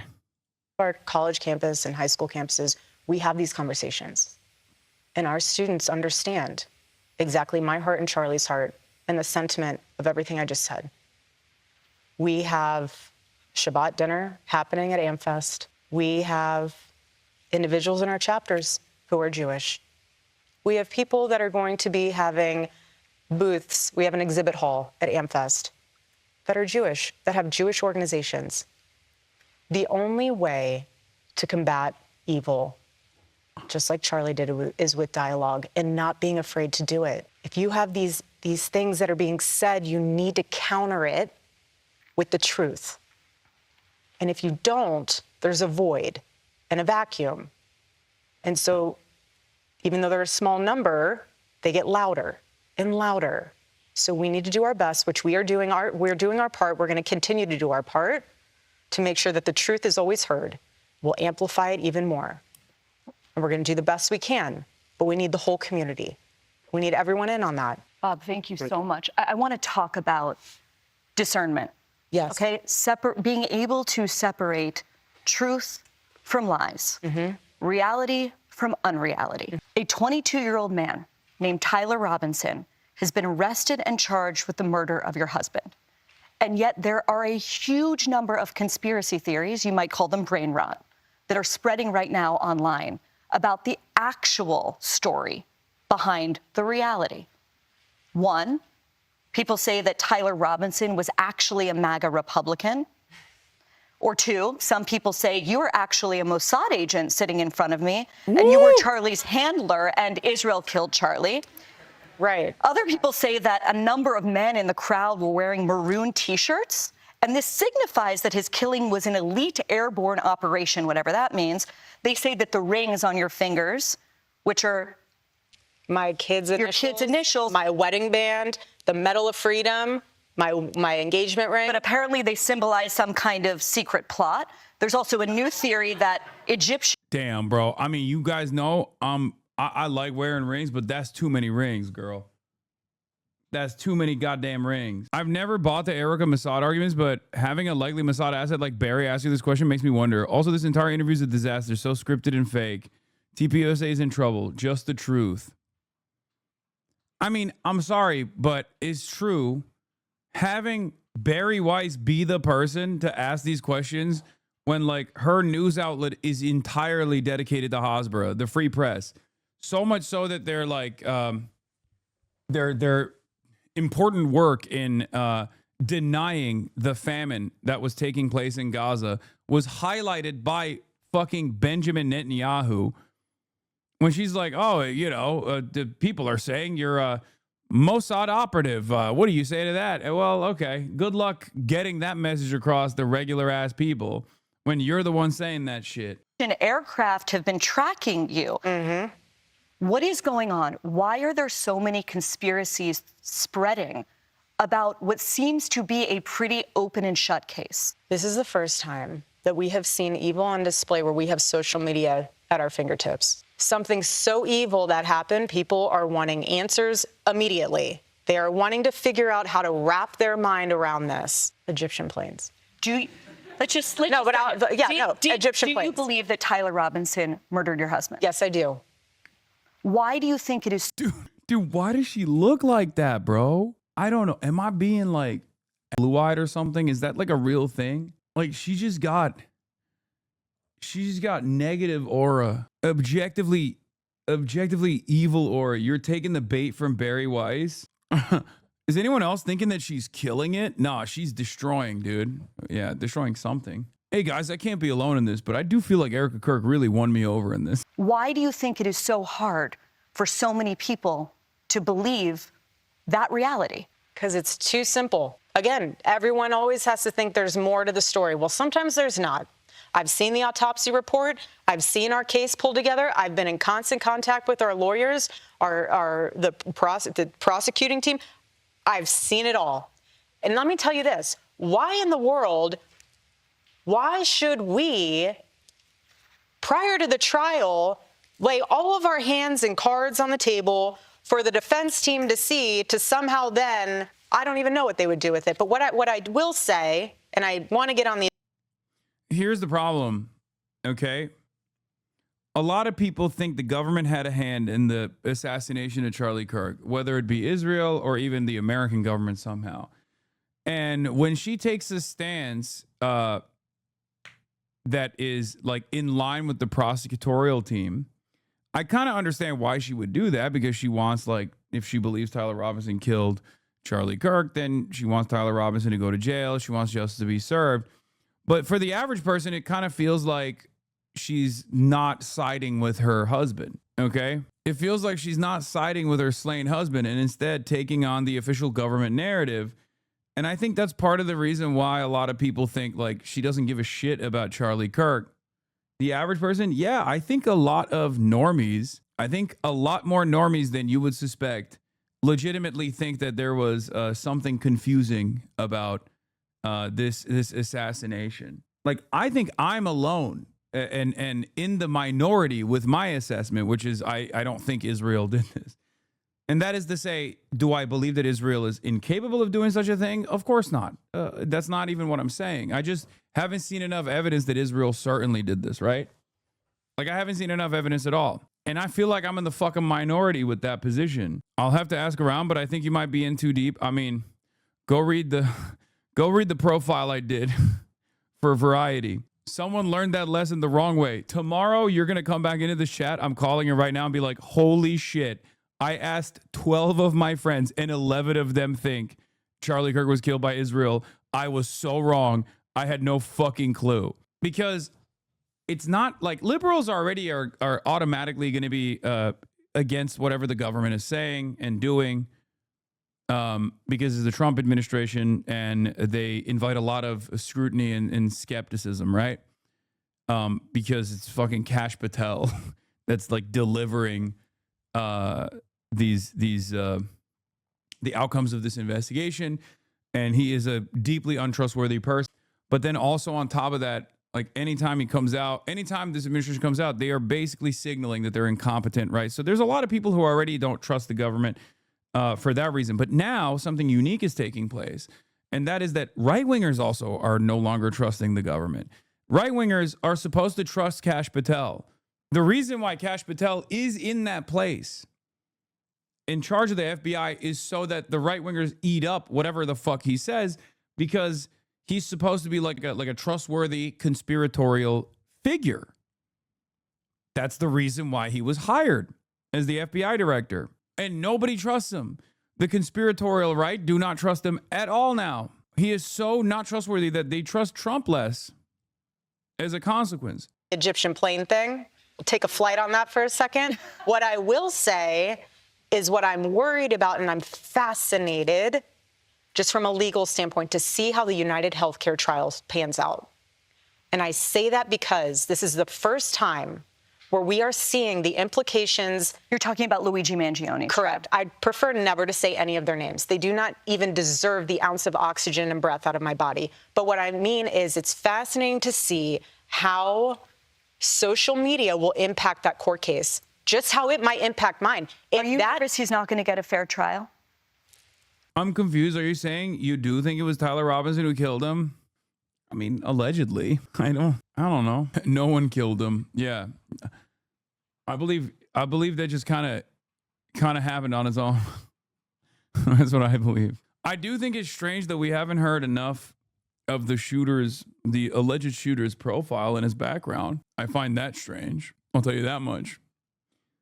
I find that very strange. Because, like, if the goal here was to justify, a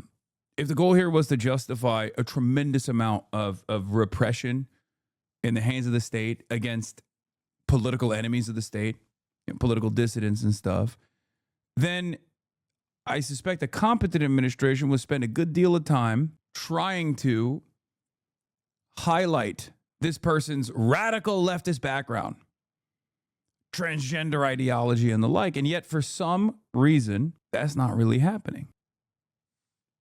It does call into question, like, why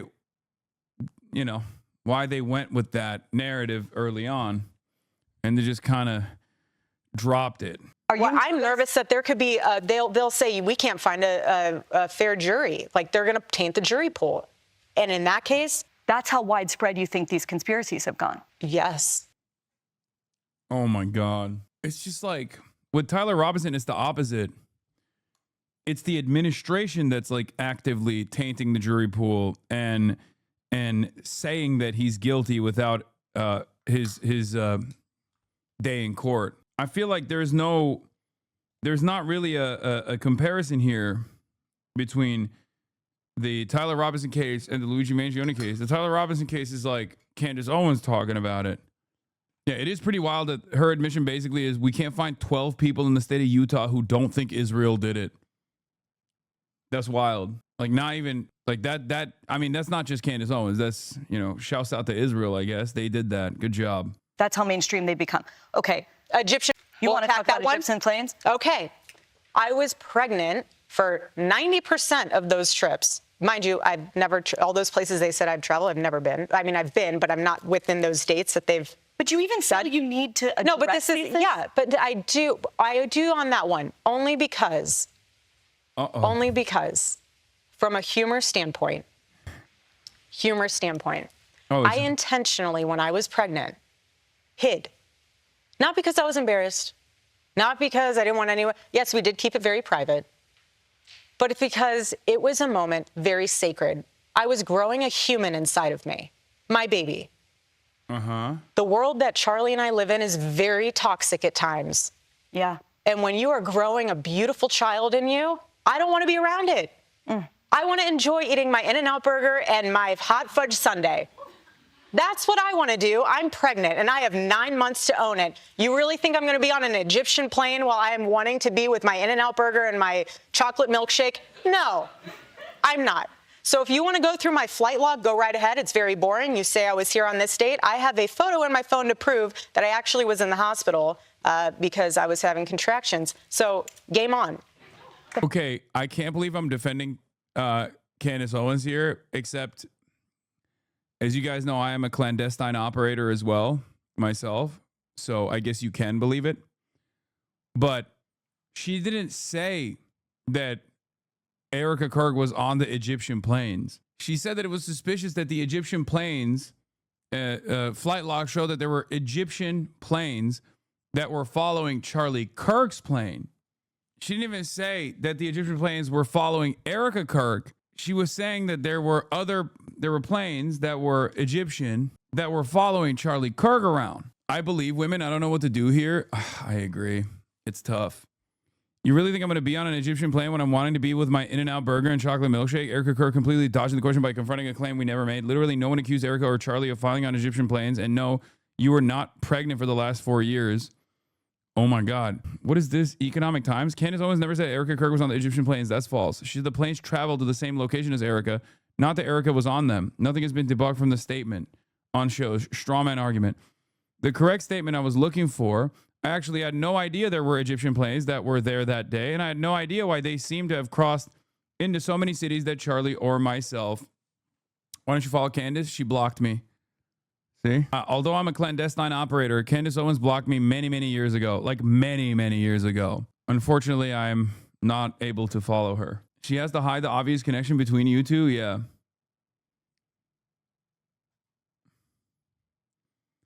Good cover? Yeah.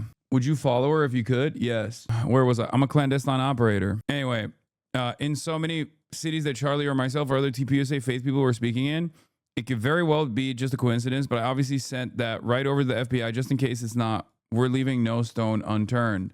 Have her on fear and... Okay, dude. Wow, this is quite unexpected. Erika Kirk says she and Candace Owens are meeting. Turning Point USA was set to host a stream tomorrow to address Candace's various allegations and conspiracy theories. Candace Owens and I are meeting for... Oh my God, they're going to kill Candace Owens. Oh my God. Oh my God. The girlies are fighting. No cameras? That's crazy. Wait, why did she block you? Brother, I don't think you guys understand. Until this last, Candace Owens is a pop culture analyst ass bullshit that she was doing that made her explode in popularity, even amongst wine moms and shit. Candace Owens was, and still is, one of the most aggressive white supremacist voices in American political discourse. Okay? And I stand by that statement and will continue to do so till the day I die, unless she genuinely changes her ideology. Okay? There's a reason why we jokingly call her Candace Owens. She believes basically the opposite of everything that I believe, except for some things. But even then, I think her opinion on Israel. But did you say something about her? I've said a million things about her. Yes, I've shit on Candace Owens for years. Probably the most around the George Floyd commentary, where she was one of the. I have always maintained the position that she, the role that she served was for white supremacists to feel more comfortable with their racist ass attitudes because she's a black woman saying the exact same things that they say. Okay? They're trying to bait you, just move on. I don't think this person is trying to bait me. I mean, so do a lot of people. So does she just block every person calling her out? I don't know. But I've been blocked for a long time, so I don't know. Yeah. Her role, I've said stuff. Nationalism is not a problem that is harming Black America. That it is quite ironic that I'm the only Black American that's sitting here, and yet the people that called this hearing haven't asked me a single question about my experience. I think that probably points to what I say the larger issue is that Democrats come up with the problems, they come up with the solutions, and Black Americans are basically used as props for them to get out their narrative and to ultimately control our vote using fear tactics. I also found it quite hilarious that when asked for actual numbers, nobody here could actually provide them because it's not actually a problem in America or a major problem or threat that's facing Black America. She's right. White supremacy is not a problem that's a major problem facing Black Americans. I know a chatter said that because that's far too funny for you. No, I used to make jokes like that all the time. I don't anymore because everybody says I'm fucking racist whenever I make a joke about even the most white supremacist Even if it's about like Candace Owens, people will literally be like, you're fucking racist. There are a lot of people in the content sphere who get so mad and say I'm actually insanely racist for what I've said about Nicki Minaj and what I've said about Candace Owens. To be fair, there are ways in which you can actually say something about like a black conservative person that could be racist, right? Like, so there's not, I'm not discounting that at all. They're calling him the HasanAbi of the NFL. Ain't no way. Okay, chill. People still get mad when you call her KKK Clandis. Yeah, people get mad at that. People still get mad at me for saying her name is Candace Owens. This is, again, just election rhetoric. This is, again, just an attempt to assault an administration that is doing all that they can to help. You hyperfixate on black people and it gets weird at times. You are more generous with white men who inspire the role Candace plays. No, as a matter of fact, I do the exact opposite of that. I routinely shit on liberals who do that, like the black community has a homophobia problem or shit like that. I regularly rail against that kind of commentary, but it doesn't matter.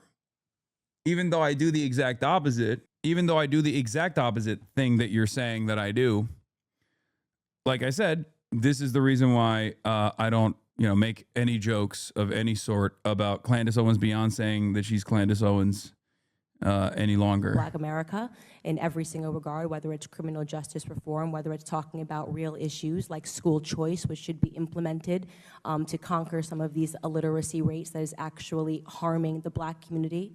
And I think it's unfortunate that we have this many hearings on something that is so small in America. That's completely wrong. People just hyper focus on that shit and engage a specific audience of harm. Yeah, no. I assume there's like probably a liberal contingency that's mad at me for calling into question Jasmine Crockett and saying that her takes on Israel are really bad, stuff like that. And that's like instantly, it's misogynoir allegations and the notion that like I'm hyperfixating on black people doing the same thing that like white supremacists do. I put you on a low priority list of anti-black racists, but I believe we're all indoctrinated to disproportionately surveil black bodies in general. Okay. Thank you for putting me on a low priority of anti-black racism. Just, guys, calm down, okay? It doesn't matter. It doesn't matter. Please stop. At least this person is not saying they're warning others about my anti-black racism, like that one chatter was. Okay? And we aren't having real hearings. I actually don't think the Democrats have completed a single day of real work since Donald J. Trump went into office. This has just been about attacking his administration day in and day out with things that do not matter. White supremacy and white nationalism is not a problem that is harming black America. Let's start talking about putting fathers back in the home. Let's start talking about God and Thomas Sowell is obviously like the number one purveyor of this kind of sentiment. Like he is perhaps the most like responsible figure for modern white supremacist black conservative commentary, and she's just carrying on that torch and did so for many years. And there is definitely a market for this kind of thing. There is definitely a market for this kind of thing because racist people love having a token. Racist people, white supremacist people love hearing white supremacist commentary coming from a black voice. They love it.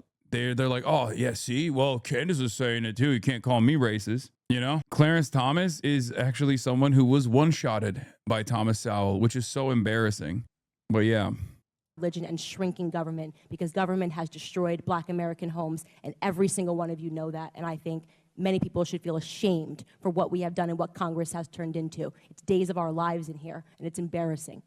Yeah. The Price of Self-Respect by Pillboy is an... How could you possibly... The Art of Bootlicking, Claws, The Jester in the Night, The Infinite Black Money Glitch, Tokens Get Spent. Is it really true, though? I feel like it makes sense, but I see libs saying that I have a black friend thing more than conservatives saying Candace excuses my racism. No, they adopt the same liberal framework of, like, they adopt standpoint theory, where they're like, oh, This black person is saying the things that I always suspected about black people, and she's a black woman. So, of course, she knows from her own personal experience. That's very powerful, comforting. That's a very powerful tool for comforting races. Okay? That's what it is. Like, doesn't it confuse you at all that there is not a single black Republican that is from a district that has a higher proportion of black people than the average? It's white people that vote for black Republicans. And that's precisely the reason why black Republicans don't actually advance any sort of black cause at all. They come from white districts. They advance white causes. They advance white supremacist attitudes. Why, when black Republicans they go up and talk at CPAC and on numerous other conservative conferences, the overwhelming majority of their commentary revolves around how, because they're black, they understand racism, and Donald Trump certainly ain't it. That's what they say over and over again. They rarely ever talk about other shit, because that's ultimately the goal. That's what they want. That's what the Republicans and the conservative movement, that's what white supremacists want out of black people. Okay? Like, for all conversations around liberals using and abusing the black vote, at least it's still black people voting for black liberal politicians, and many of which still do care about black issues. They care about their black constituents, as opposed to Republicans who very clearly do not. Anyway, we took a brief sidestep here about Candace Owens and her background and why I criticize her, but... The podcaster Candace Owens, okay? At one time, a friend of Charlie's, at one time, an employee of Turning Point. She has been one of the main peddlers of these conspiracies, and she is making a huge amount of money on it. She is building her...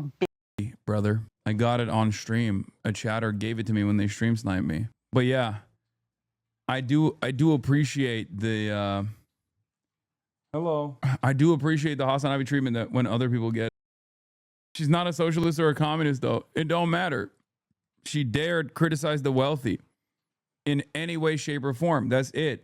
There is something in the mind of the average American that I like to call peasant brain. Okay? Serf mindset, peasant mindset. Even if you're doing it cynically, even if you're talking about like the wealthy in a cynical way, as like in a grifter kind of way, you're so conceited. Yeah. Thank you. I agree. But even if you say like, oh, the wealthy are fucking you over, people will immediately start pocket watching you. It's just like crabs in a bucket. It's just crabs in a bucket. They go, wait, hold on. What do you mean? What do you mean the wealthy are stealing from me? Well, fucking you're wealthy. How about that? Yeah, the Eilish effect. The Billie Eilish effect. A constructive alternative to the toxic currents Charlie so astutely criticized? It's a great question. First of all, your interview was amazing. It's one of my favorite ones to look back on. Charlie connected with you very well. And I can always tell when he does on his show. I've always watched his show. And I could always tell. Hasan stealing my free Prime subs? Exactly. I'm stealing it from that chatter. I'm stealing it from all of you. Give me your free Primes, your Twitch Primes. Give it to me. Yum. I demand it. The Piker Broadcasting Service is sponsored by you, the viewers, for you, the viewers. Your subscriptions are the only way that you can support the show, and it helps you maintain my editorial independence. PBS is for you, by you. Because his question... Stop Kyson adding. That's crazy. I think I do a call to action after someone primes me up in the chat, like Max, a stream. I don't run any ads whatsoever. And I always tell you, you get emotes and stuff and the opportunity to rewind if you subscribe, but there's no like paywalls or anything like that. I'm pretty open about this stuff. If you want to support, you can. If you want to support, you can subscribe. But if you don't, then that's also fine. Everything is free. And there's not even ad breaks anymore. What is this? You stop streaming if people don't? Yeah. If people don't subscribe, I'll stop streaming. No. Why was that tier 2 27-month subscriber you argued with yesterday perma-banned while you were offline? No wonder your sub count on Twitch is lower when a lot of people banned in your chat were subscribers. I watch other streamers too, and they almost never perma-ban their subs, especially not long-term subscribers. No hate, just asking. I don't know why the mod team made that decision, if they actually made that decision at all. But what I can tell you is this. I will ban you, even if you're a long-term community subscriber, if you say some fuck shit. If you're being heinous in your commentary, if you're being hateful, okay? Also, the very fact that you, quote unquote, know that this person was banned implies that it's probably you, all right? Like, how else could you have come to this conclusion? Awfully suspicious. I didn't even know that that person was banned. What's their username? I forgot. But yes, while other streamers might not do that, I treat you like a human being, and I treat this like a community. And if there are long-term members in this, I checked his logs after you ended your stream and noticed. Wait, what? How can you notice that off their logs? What was the name of the 27-month subscriber? Subscriptions are completely optional. I do appreciate it when you do subscribe. Huge IQ, small PP. Let's see who banned him. Lake McGroove. Lake McGroove with the post-stream ban. Clapped his ass. I wonder why he did that. Lake, why'd you ban him? For being a Bardella supporter? Do your mods ban people when offline often? I don't know. The 95% comment? What was it? 95% of black slaves were sold by black Africans? Okay, but, you know, we can... I understand that. But, you know, if I had a conversation with him and I didn't ban him, you shouldn't ban him either. Your mods ban your subs and you unban the racist shitheads in the chat. It's pretty insane, to be honest. No, we end up banning them after the fact. Listen, guys, listen. We don't. I mean, clearly the reason why Lake banned this person is because he says some racist shit. Okay? This was racist. Every ring you have is a banned sub. You know what? I'll do a ban appeal soon. How about that? And his engagement would shift. And he always loved that conversation with you. As the CEO of Turning Point USA, it is my responsibility to make sure that our youth is in good hands. Our chapter leaders are amazing. And there's some leaders within those groups you guys have not even seen or heard about yet, but you will one day. And they are amazing kids. We had 2 of them at our gala event this weekend, and they spoke in front of our donors. It was the first time I ever met them. Phenomenal kids. Not only are they smart, they have a heart. Not only do they have a heart, they can understand and see the Gen Z landscape in a way that we can't. And from a peer-to-peer communication level, they're phenomenal. So I personally, having a front row seat to the rising generation, the courageous generation, they're amazing. Yes, there are bad apples. Millennials, we got them too. So do the baby boomers. So does Gen X. Bro, she is so Homelander coded. She has such a unmistakable negative riz, negative aura around her. It's just odd when she's whenever she's just like trying to talk about some shit. I feel like she just dances around the issue and the vibes are so fucked, so it's not even helping her. Like, even this is supposed to be a positive interaction, and even then it's like kind of odd. The negative interactions are even worse. Lady, you are laying right behind me. I'm gonna accidentally step on you. Get out of there. No. Fucking cute. I can't even do nothing. Ay, ay, ay.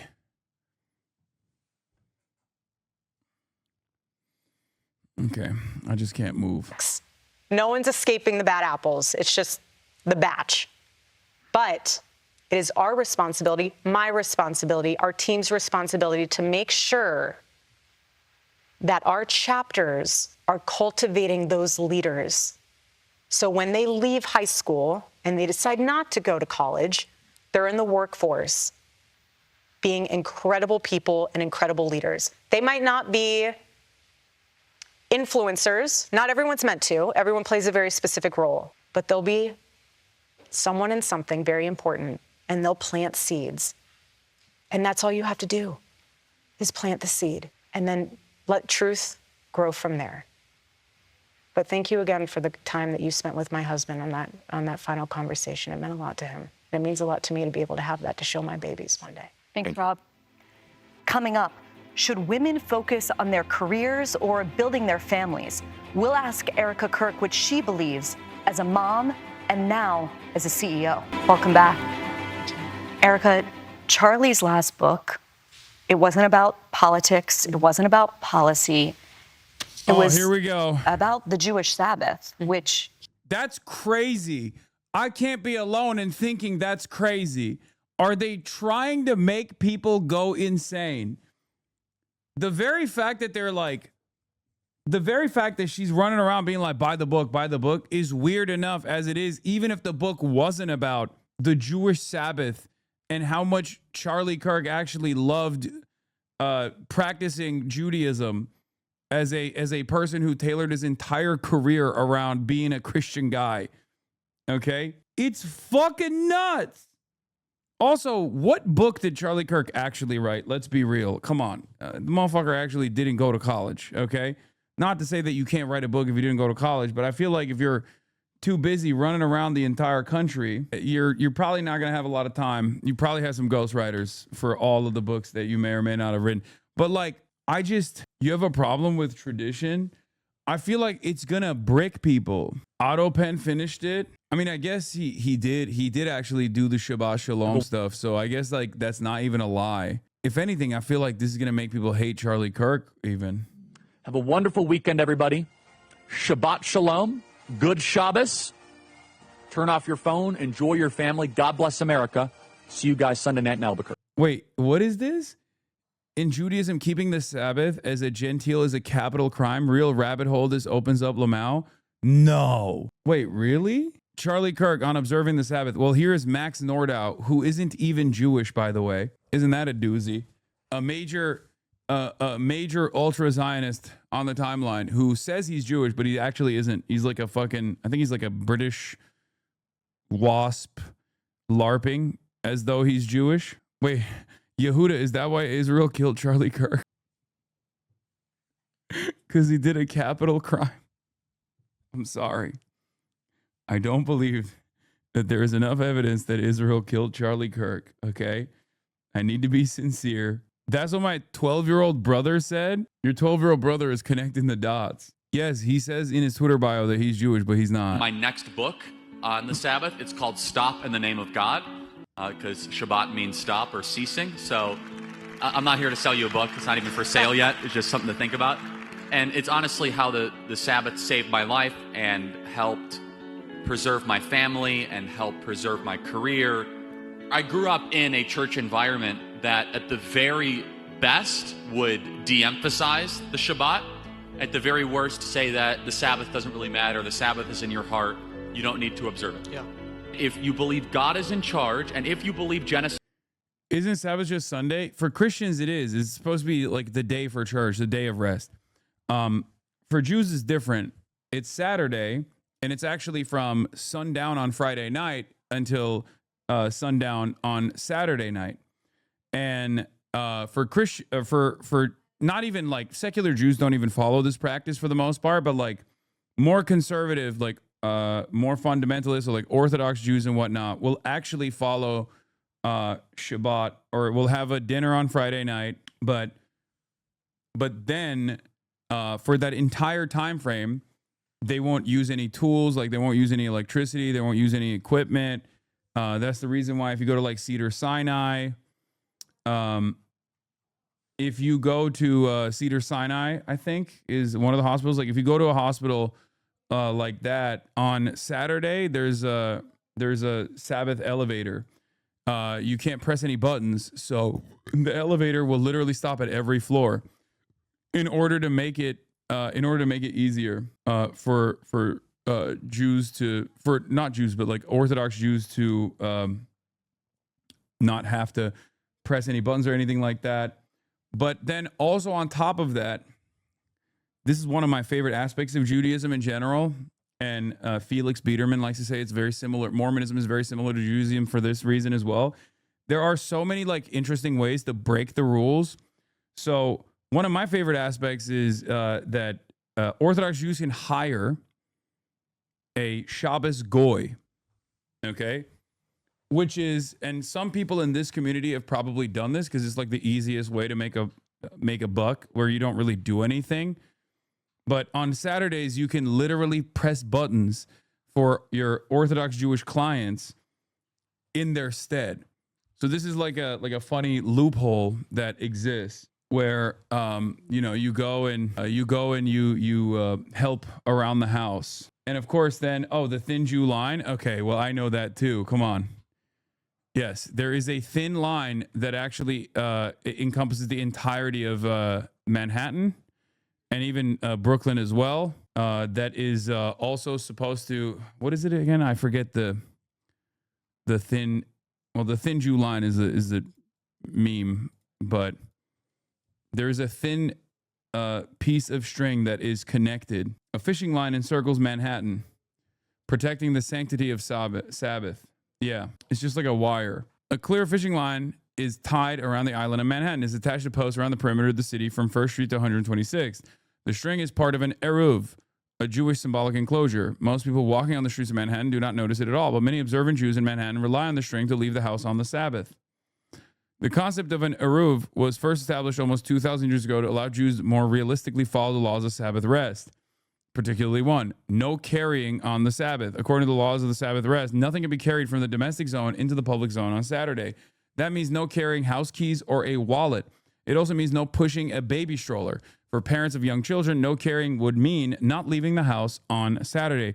The eruv symbolically extends the domestic zone into the public zone, permitting activities within it that would normally be forbidden to observant Jews in the Sabbath. Strict observant of Sabbath is not just an Orthodox thing. I know plenty of observant but not Orthodox Jews that have all sorts of strict restrictions with that. My college roommate loved to smoke weed but couldn't use a lighter on Friday night, so he would light a candle before the sun set. So God is just like, that's all right. I mean, that's the whole point about being an observant person of any religion, don't you think? You're consistently trying to big brain this omnipotent, omnipresent being. It's kind of ridiculous when you think about it, but many religions do this. I like it. I think it's cool. I think it's funny. Anyway, here's another loophole that's insane. I knew my decade plus of Talmudic study would come in hand. Lemefeal. What's the other loophole? What is this? Sell your chametz for Passover? What does that mean? Since it's prohibited to possess chametz on Passover, any chametz left undisputed must be sold to a non-Jew. All such chametz, as well as all chametz utensils, were not thoroughly clean, should be stored away. The storage area should be locked or taped shut for the duration of the holiday. Oh, it's the bread. Also, yeah, I mean, y'all don't even know about kosherizing a kitchen with flamethrowers. Yeah, did you know that? This, I feel like, is an Orthodox tradition, no? Because I've only seen Orthodox Jews do this. I've never seen, like, observant Jews that are not Orthodox do this. But, yeah, please tell me about the flamethrowers. So, you're supposed to kosherize the entire kitchen.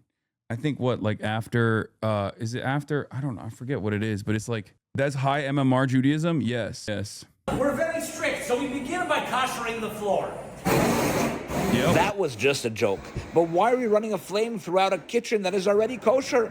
Because for the holiday of Passover, Pesach, we refrain from eating chametz, any food that is leavened. And for that matter, any surfaces that came in contact with such foods must be koshered by flame, especially if it was hot foods that were there. The thing gets hot very fast, so I stick my head out of the window every few minutes to cool off. We're done, and we can now begin cooking for 500 people attending our different seders. But we'd be happy to kosher your kitchen for you for a few rubles. We wish you happy Passover. Yeah. Client of mine is an Orthodox rabbi. They would have me over for Shabbos. Occasionally, they would ask me to flip a switch in the fridge for the light or a bedroom light or whatever. Real ones know the rich folks just have two kitchens, one for meat and one for dairy. Yeah. I thought the reason for kosher, the one aspect of kosher that's like very different than halal is not cooking meat and dairy in the same kitchen, or not using meat and dairy. You can drink dairy if you want. You can use dairy products if you want, but you can't do it alongside one another. And it's because you're not supposed to drown the baby in the mother's milk or something. Isn't that what it is? I don't think there's like a sanitary reason for it. Yes, the goyim to flip light switches and cut flowers and stuff is called a Shabbos goy.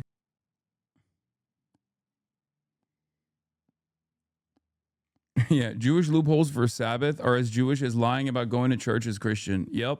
Cook the baby, not drown it. Something like that, right?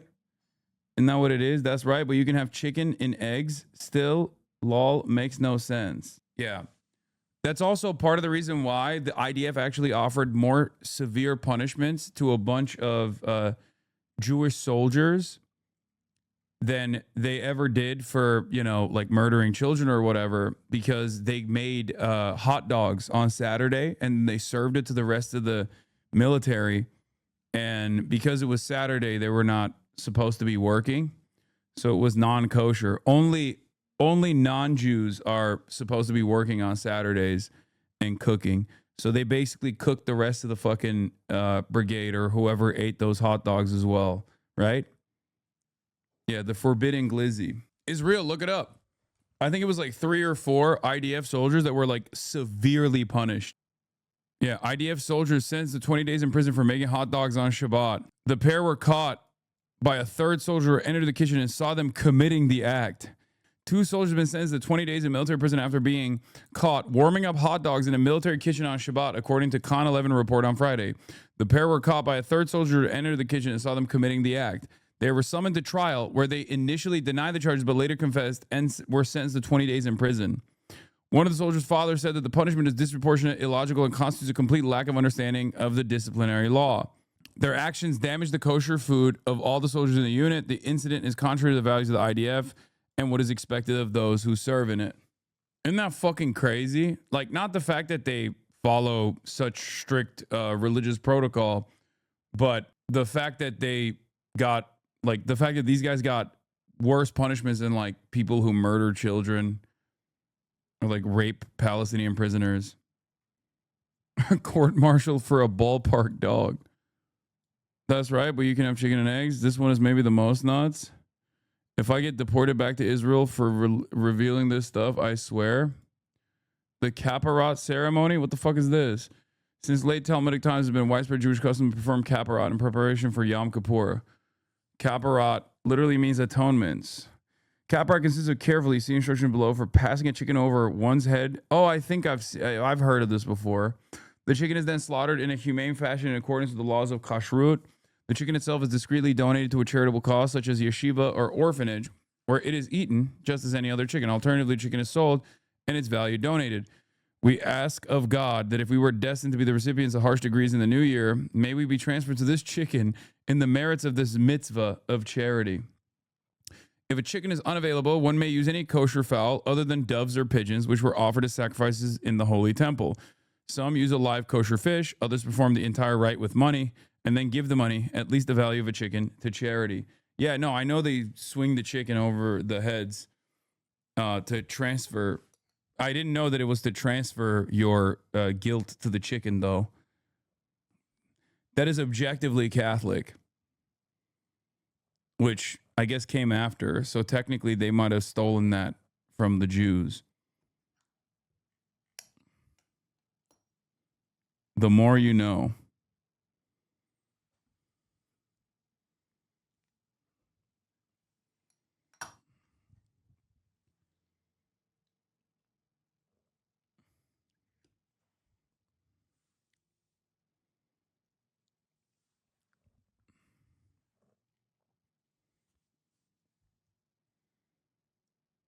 We don't transfer our guilt. Catholics internalize and hold on to the guilt. Wait, I thought that Catholics also, I mean, they do confession.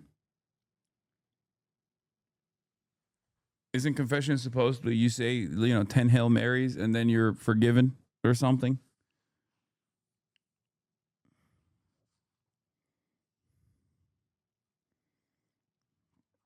So what happens to the orphan that ends up eating the chicken. Does the guilt transfer to the orphan, the unsuspecting orphan? How does that work? Or is it just gone when the chicken is dead?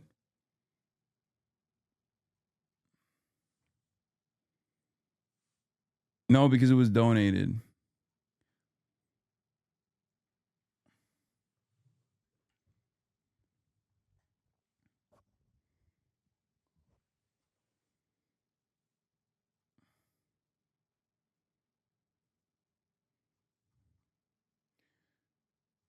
Anyway, all right. What the fuck am I doing? We got into this rabbit hole because we were looking at Charlie Kirk. I was describing to you the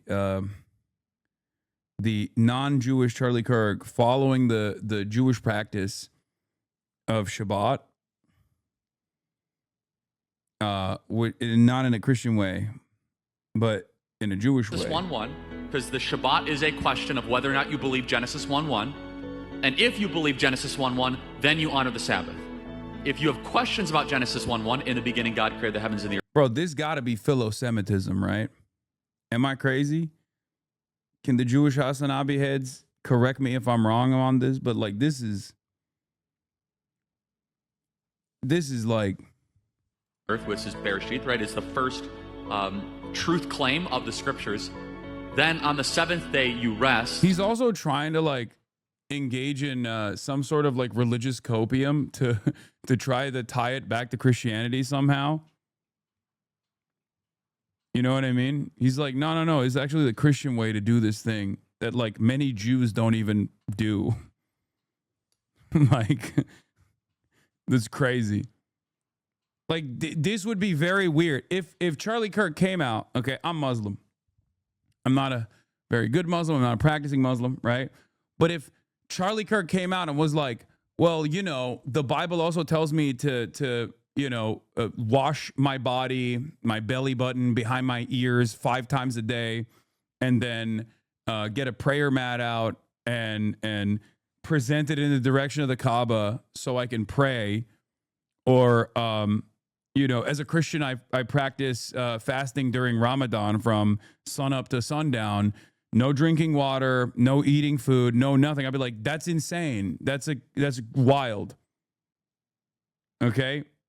That's a wild thing that you're doing. Why are you doing that? I don't even do that. Well, I can't believe you're doing that without being Muslim.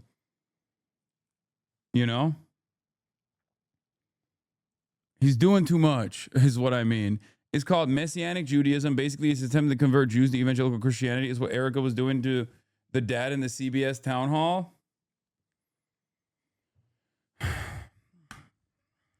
Because God created the heavens and the earth. It is the longest standing. Isn't that the opposite of Messianic Judaism? Trying to convert Jews into Christianity is the opposite of what he's doing. This is like him personally converting to Judaism. Celebration of time of the creation of the heavens and the earth. And so that realization changed my life. I could talk about this from many different dimensions, what it's meant for me personally, what it means on the macro.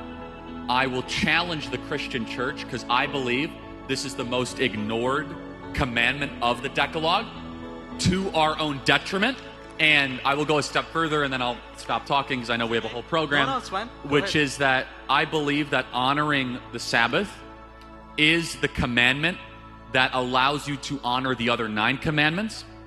And that the enemy has gone after the honoring the Sabbath. Bro, religion is so crazy, man. What are you talking about, dude?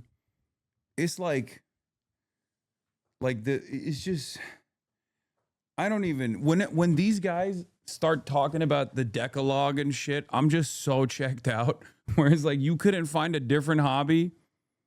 Like it literally, I don't understand what you're doing with these specific rules. Like, get into Dungeons and Dragons, man. Yu-Gi-Oh is right there. Pokemon cards is right there. And you were like, nah, I'm gonna. And then they sit around and they yap endlessly and be like, well, Deuteronomy 17:48 actually, has a very different approach to this. I'm like, I don't care. What do you mean? The fuck? Like, Why do I have to act like you're telling me something that, bro, this is on Islam as well? No, I agree. But if someone was trying to fucking tell me surahs, I'd be like, no. You know what I mean? Like, you can't get me to have a level of investment in this that you yourself have gotten, okay? Just because a lot of other people have a level of investment in this doesn't still change my perspective on this. To me, it reads as like, you know, you're doing Elden Ring lore, except Elden Ring lore is actually cool and interesting. You know? No, the claim is that Jesus fulfills Judaism, so Jews should go all the way and follow Jesus. So you're a Jew who believes in Jesus while honoring the Jewish traditions as well as Christian ones. You keep the Old and the New Testament laws and practices. It's not a hobby, it's a calculated indoctrination technique. Goal is to trick Jewish fans into thinking Christianity is more like Judaism by incorporating the parts that those hyper-religious Jews can't let go of. Yeah, I'm not even talking about this in particular. I'm also talking about like when he will make an argument and then source the Bible for his argument. And I'm like, that's not a thing that I'm going to agree with you on. Okay? You might as well be sourcing Warcraft lore to tell me why your position is correct and mine is incorrect. Like, that's it. To me, that's crazy.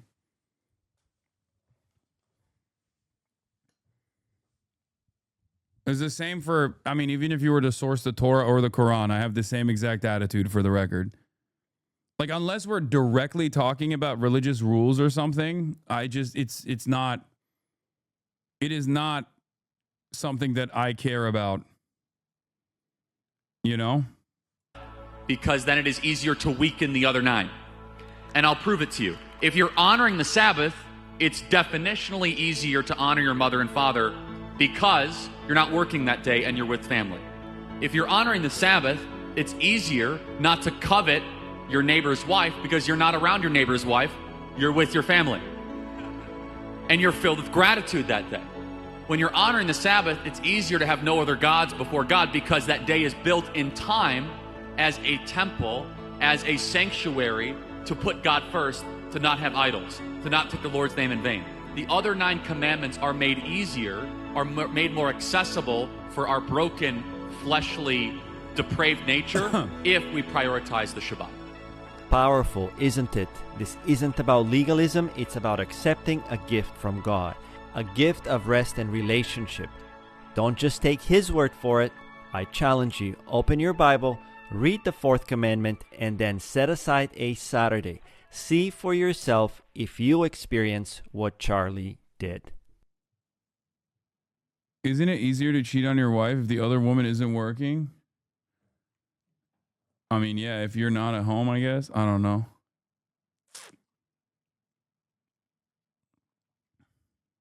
We're fucked, he challenged us. Yeah, dude.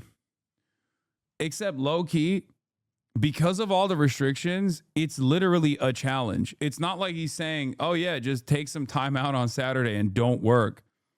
It literally does turn into work in and of itself because you can't even flip a button.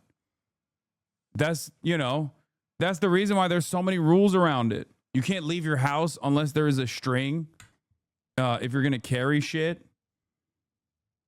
You know?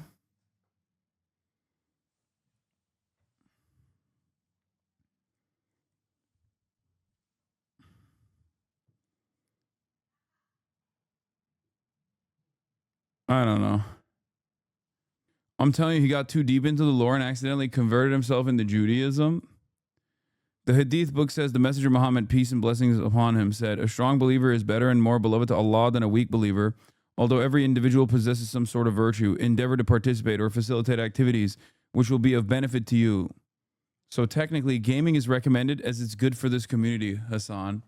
That's an insane way to wrap up this part of the broadcast. Okay, let's finish the fucking Erika Kirk town hall, please. He kept for 25 hours, starting sundown on Friday night through sundown on Saturday night.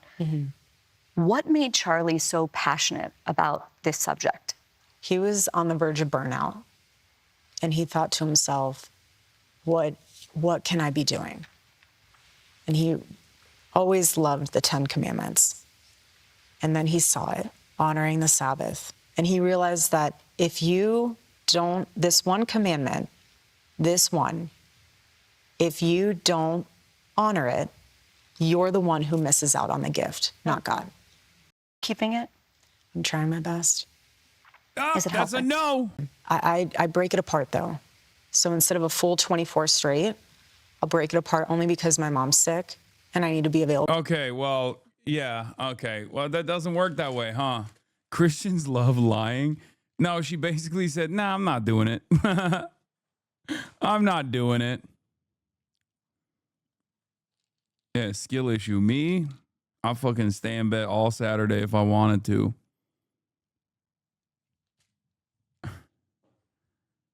It's just like, this is literally on Sunday. No, they filmed it beforehand, but it was released on Saturday night.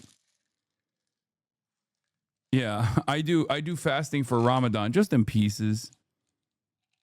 So you ain't pressing no buttons on Saturday. If I catch your ass tweeting on Saturday, I'm calling it out. The hell do you mean?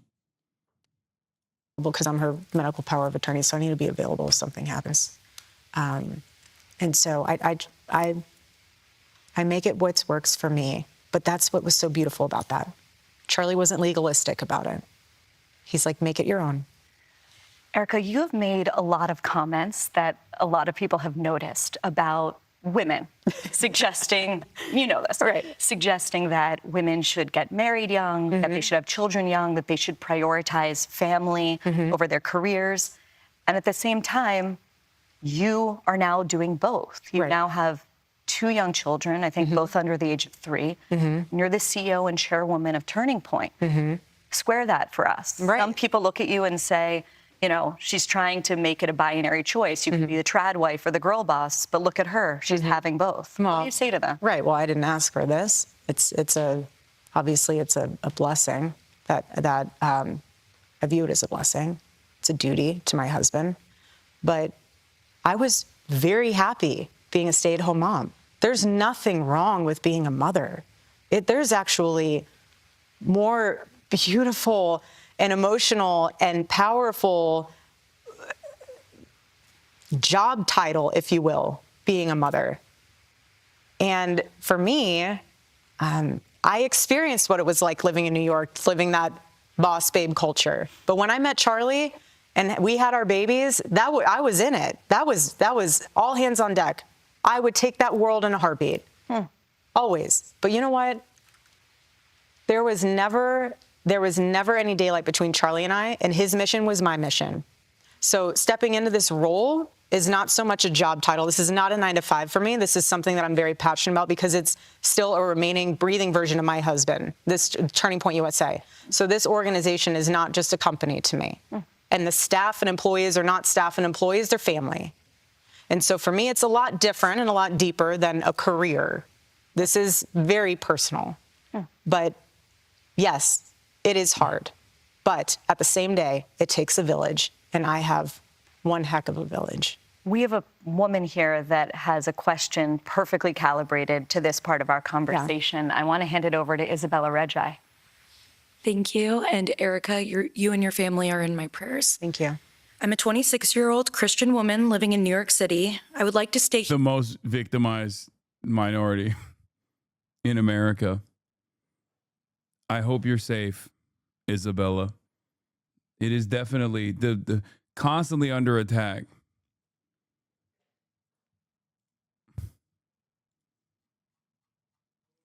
I can't think of a more under attack group of people than conservative Christian women in New York City. The den of sin. Living under the caliphate of Zohran Mamdani. here long term, but I wonder whether it's sustainable. Do you believe there's a place for women like myself in modern cities who care about having a career, but also marrying a like-minded Christian conservative man? Well, yeah. So it just depends on where you're looking. You know, if you're on the I app. thought you were talking about marketing professionals. That too. That only plays into it because you're doubly fucked. Marketing professionals are under attack, but you're also extra under attack if you're a marketing professional who happens to be a Christian woman living in New York City. conservative Christian woman living in New York City, looking for a Christian husband. Apps. I don't know if you're on the apps. I don't know if, I'm not going to ask you your personal journey. But what I will say is when I lived out here, I was here for 5 years. I never dated here because I saw vicariously through my roommate how terrible it was. Somehow getting drinks was the replacement of having coffee and fly out on a trip to Israel and you can maybe meet whoever the Charlie Kirk equivalent is on the same trip to Israel. That's a real story, by the way. No, I'm not on some like conspiracy shit. That part is real. Charlie Kirk and Erika Kirk met on a trip when they were both flying to Israel. And she was like, they were in line to get on the plane. And then I think what happened is she also, she like tried to get a job at Turning Point USA. And I think they like met for the job interview. And then at the end of the job interview, Charlie Kirk said, I can't give you a job because I want to take you on a date. I know so much lore, man.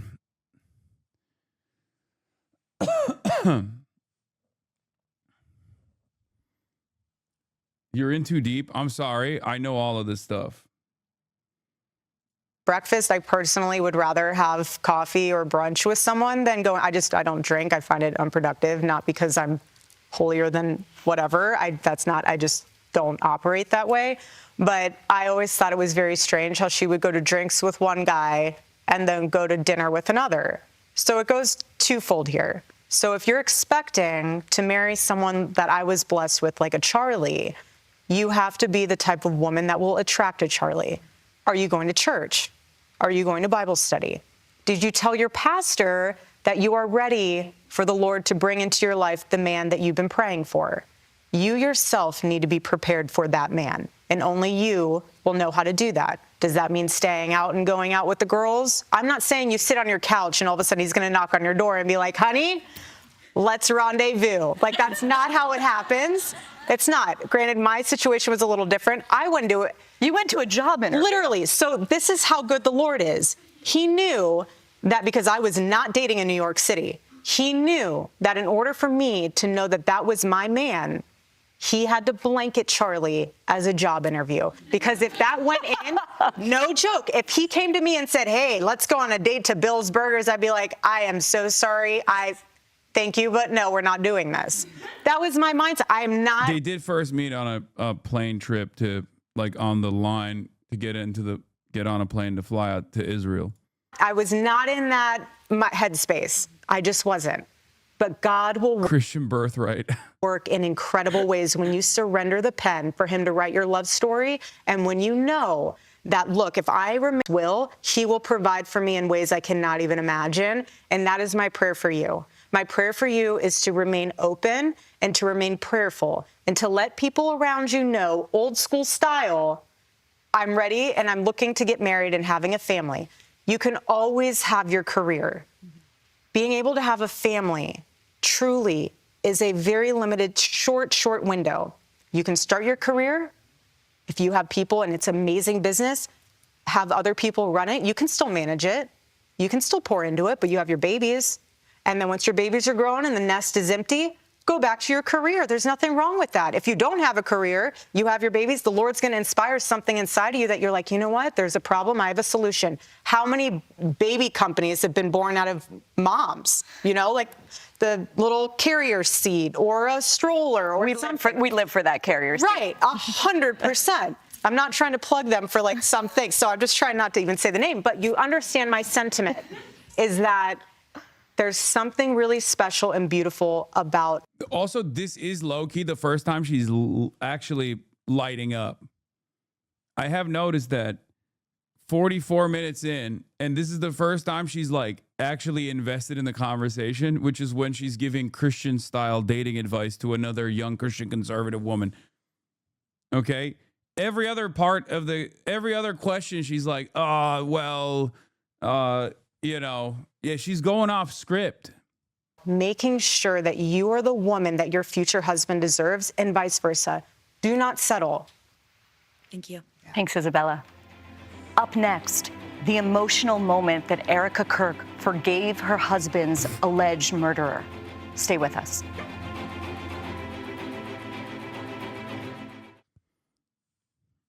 Bro, this is I forgive. This is making fetch happen. Okay? You're not gonna make fetch happen.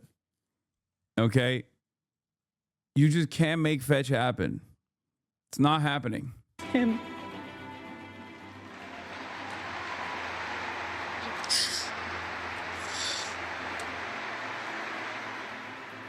I forgive him because it was what Christ did and is what Charlie would do. Erika, that moment that we just watched was Yeah, she was forgiving Benjamin Netanyahu. I gotta stop doing that. I can't stop doing that. She was between you and I wouldn't forgive Benjamin Netanyahu, but she was.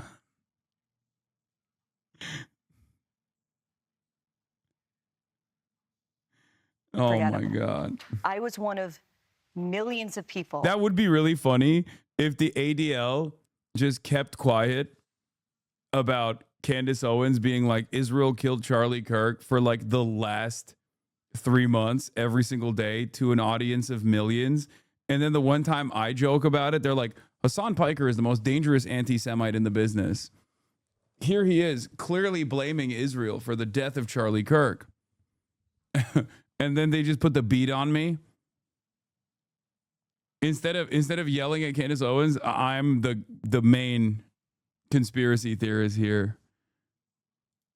Across the world that watched you get up on that stage and forgive the man who murdered your husband.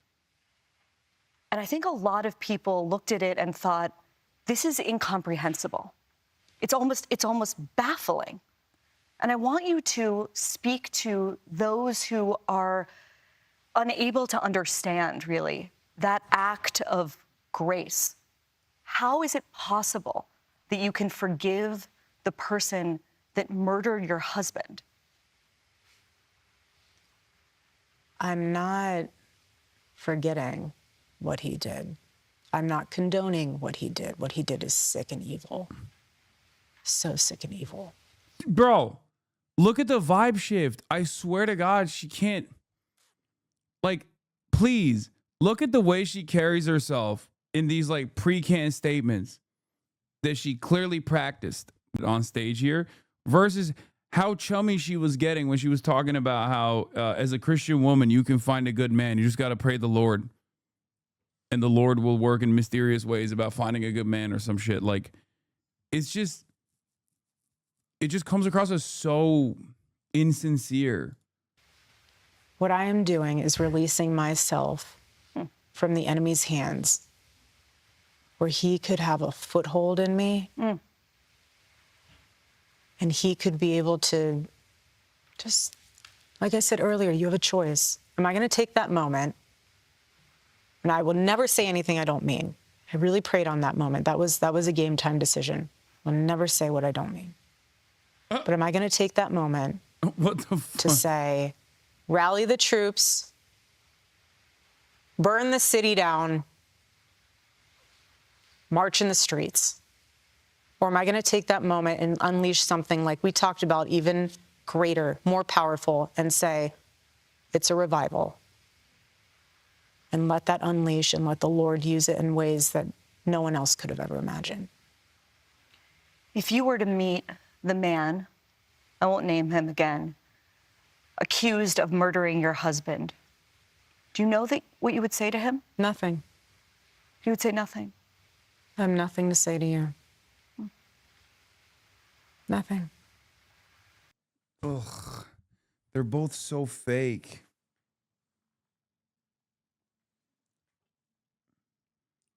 Like, I feel like if she was like, yeah, I'd be like, fuck you, you piece of shit. I feel like that would be more impactful than what's going on here. Like, oh, nothing. And then Barry has to also act like she's genuinely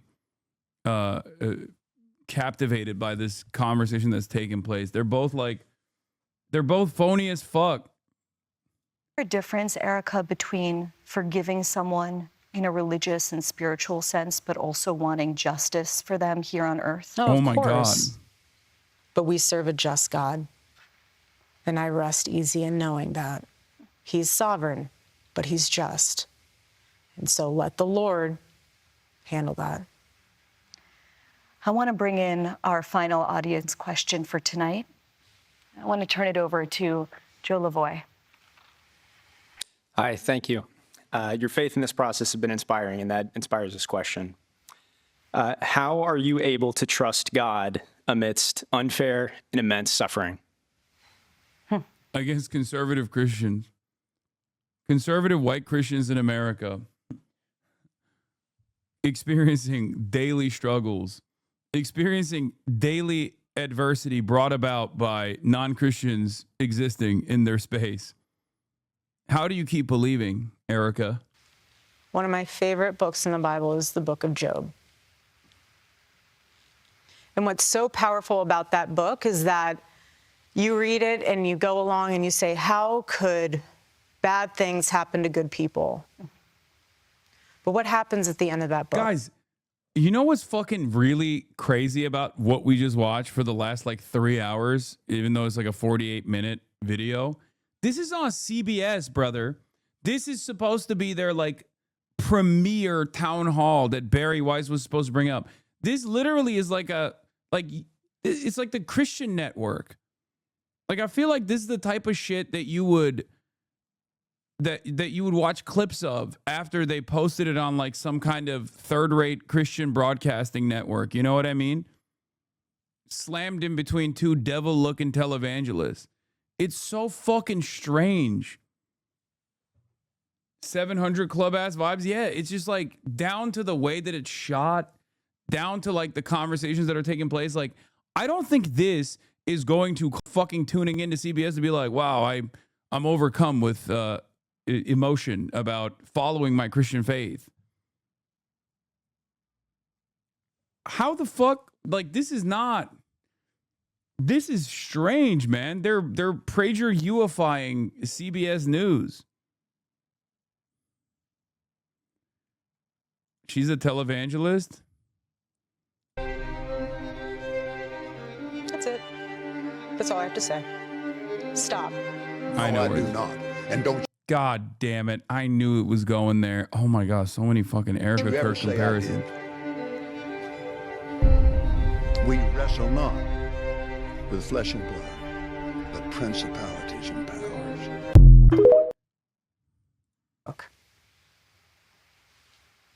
God does restore. He does. Even more so than Job had prior. But when did that happen? It happened when Job prayed for his friends. Even though they were against him, even though there was all this drama, he prayed for his friends. You can call them enemies. That's not saying, oh, Lord, my enemies, like, no. There's boldness in being able to say, Lord, do what only you can do. And the Lord restored what Job had lost. That's how. We'll be right back.